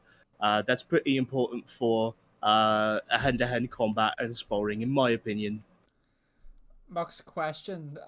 Yes. With Arcanotech, and like basically the magic and technology level in this world, does True Arms have like what do you call it, like the danger room in the X-Men where it can basically like do this kind of like alternate reality where you fight enemies, like a simulation room? Yeah, like a holodeck. Yeah, like the holodecks in Star Trek. Yeah. Yeah, it's possible with magic and stuff. Yeah, because I'm just imagining What a like holodeck. the Mandem creating like a holodeck room in here. I mean, there's a whole section like across from Geraldine that's like we could take out the third and second floors to make that Yeah. big, and like 4 combined would make a pretty good like simulation room, I imagine. Can we like knock out a wall in part of the floor and like make there like an extra staircase down there? That could be cool. Like another entrance into the room. This has just become fucking renovation. The Skyrim. Yeah. We got the. for those of you in the party that have The Sims, if you want to make a 7x7 room and design your character's bedroom, you can do that. Alaska. For those of you who don't have The Sims, get The Sims, losers. For those of you who don't have The Sims, I'll go ahead and buy Sims and all of the DLC for $3,500. You got it. And that only gets you 1 hot tub. Right. Yeah, the fucking 30th birthday one. Fucking hideous.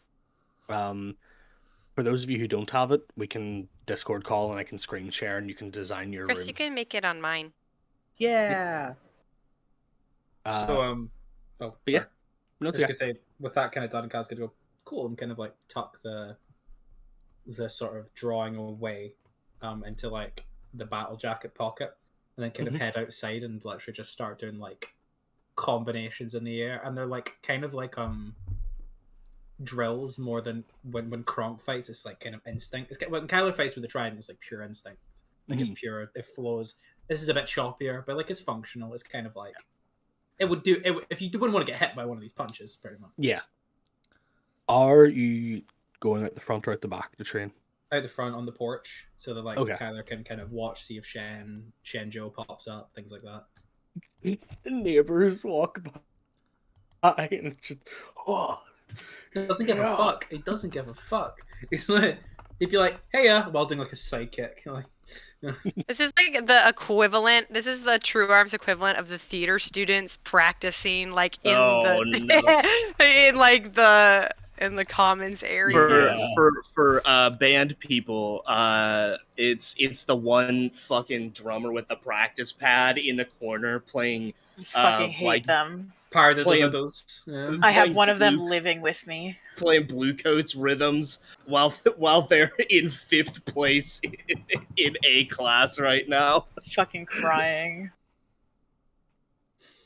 But yeah, that's kind of the extent of what the character do. So. Not a problem. Jason, this is your adventure happens about an hour after this has all happened. Mm-hmm. The rest of the party's still back at the house getting themselves sorted. Getting themselves comfortable in their rooms, doing that kind of thing. You've been through the city. You've grabbed some Sour Patch Kids, some blueberries, some noodles. Mm-hmm. As you're kind of looking around, doing some window shopping, seeing what you can find, seeing if there's any decorations that catch your eye. You go past this kind of nice, not like super fancy, but a little bit niche looking bookstore. Mm-hmm. You decide to call in, see what there is. Okay. As you walk inside, there's a young lady sitting behind this kind of. At first, it looks like it's just like a tower of books. And as you get a bit closer, you realize that there's just so many books piled around the desk that she is sitting at that it looks like she is just working from within a little book fortress. And she kind of looks up at you and she goes, "Oh, hi there. How can I help you?" Hi there. I'm usually like more knowledgeable about like magical books and stuff like that. More practical. I'm afraid we've got none of that here, son. I'm sorry about that. Don't worry. That's not what I'm looking for. I'm actually here to get a gift for a friend of mine. She's big into reading and stuff. I believe the last book she was reading was about somebody's grove or something. Into somebody's grove. Into her grove. That's it. That's the one. If there's anything along those kind of lines, just wanted to get it as a gift. We have the second in the series, if that's what you're looking for. That'd be great. If you have that in stock, that would be perfect. Of course. She kind of stands up and she walks away and she goes behind like a red beaded curtain, and like the adult section, and comes back after a minute and goes, "This is the second in the series. The first is, as you know, Into Her Grove. This is the Enchanted Bush," and hands it over. Okay. The Enchanted Bush, right? Okay.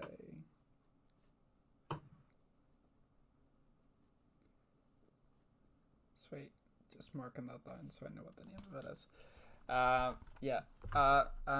much will that set me back? The first book in the series is generally the most expensive. That's only cost you 15 silver, or 1 gold, 5 silver if you've got that. Yeah, I'll... I've got change if you need it. Yeah, that'd be great. I give her one gold, 5 silver. Yeah, she takes it off you and she goes, "Will that be all for you then? We've got a rather wide range of books, quite a lot to offer.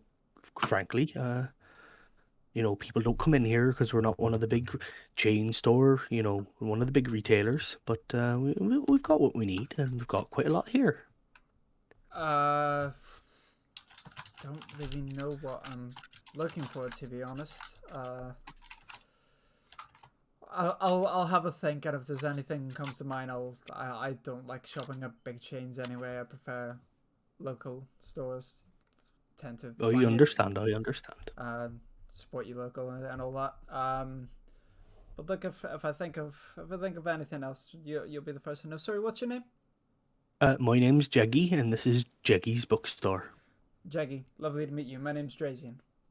She reaches out and just shakes your hand, and for somebody who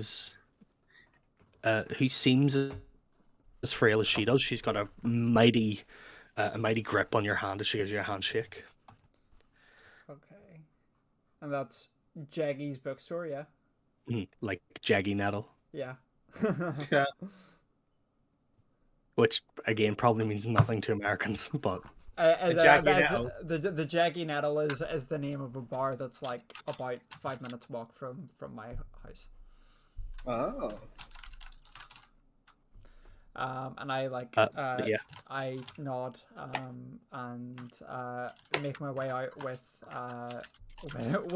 the enchanted bush. Not a problem. Aside from that, aside from like just generally like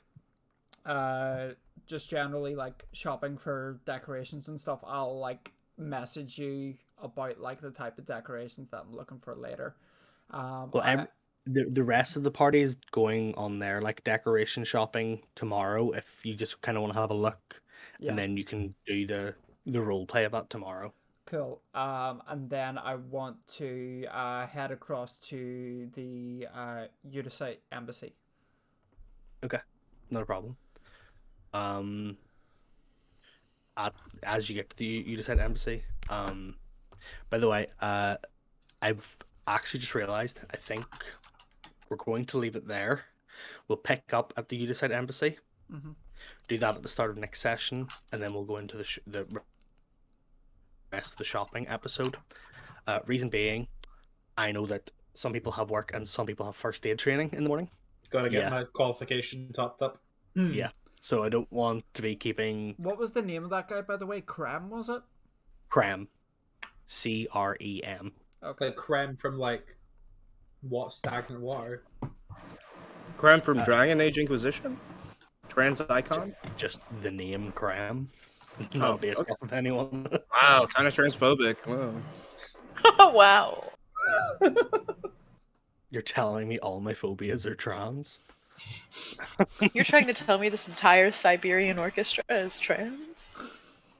This entire railway is trans? Why are we all like this? This entire Atlantic journey is trans. This entire mutation is trans? Why can't we Entire all do this? Atlantic accent is trans. Good lord. Are you telling me this entire position is trans? Hi there, welcome back to my top surgery. Incredible. So we're going to call it there. Coming up to 3 hours 40 minutes. Yeah. It's been a good long session. Thanks everybody for coming.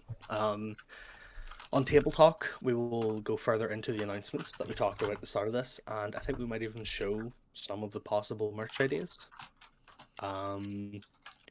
Just to have them up, show people what it's like. And yeah, so it's a goodbye from me. And goodbye from me.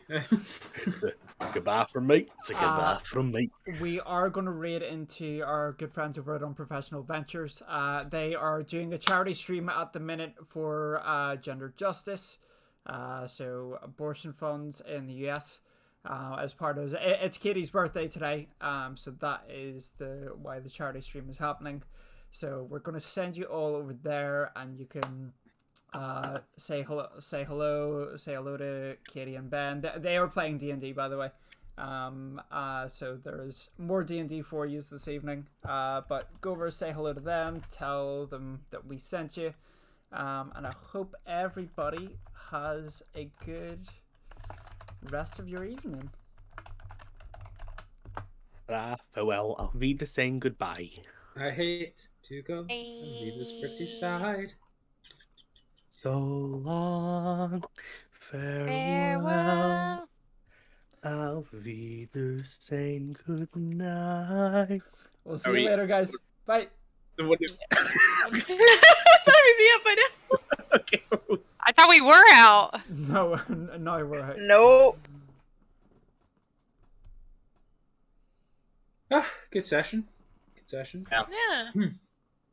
I'm so I have a whole list of things I want to do to deck out my Skyrim. I mean my mansion. My AD and ID room. Yeah. I don't know how to download mods for The Sims. Nexus mods. You'll You'll need an API. Yeah, I don't know what I'm doing. I dragged something into a mods folder in The Sims. I think I did it wrong. I'll stay on for a Yeah, bit. you might need a couple other things. Do you think CurseForge supports The Sims?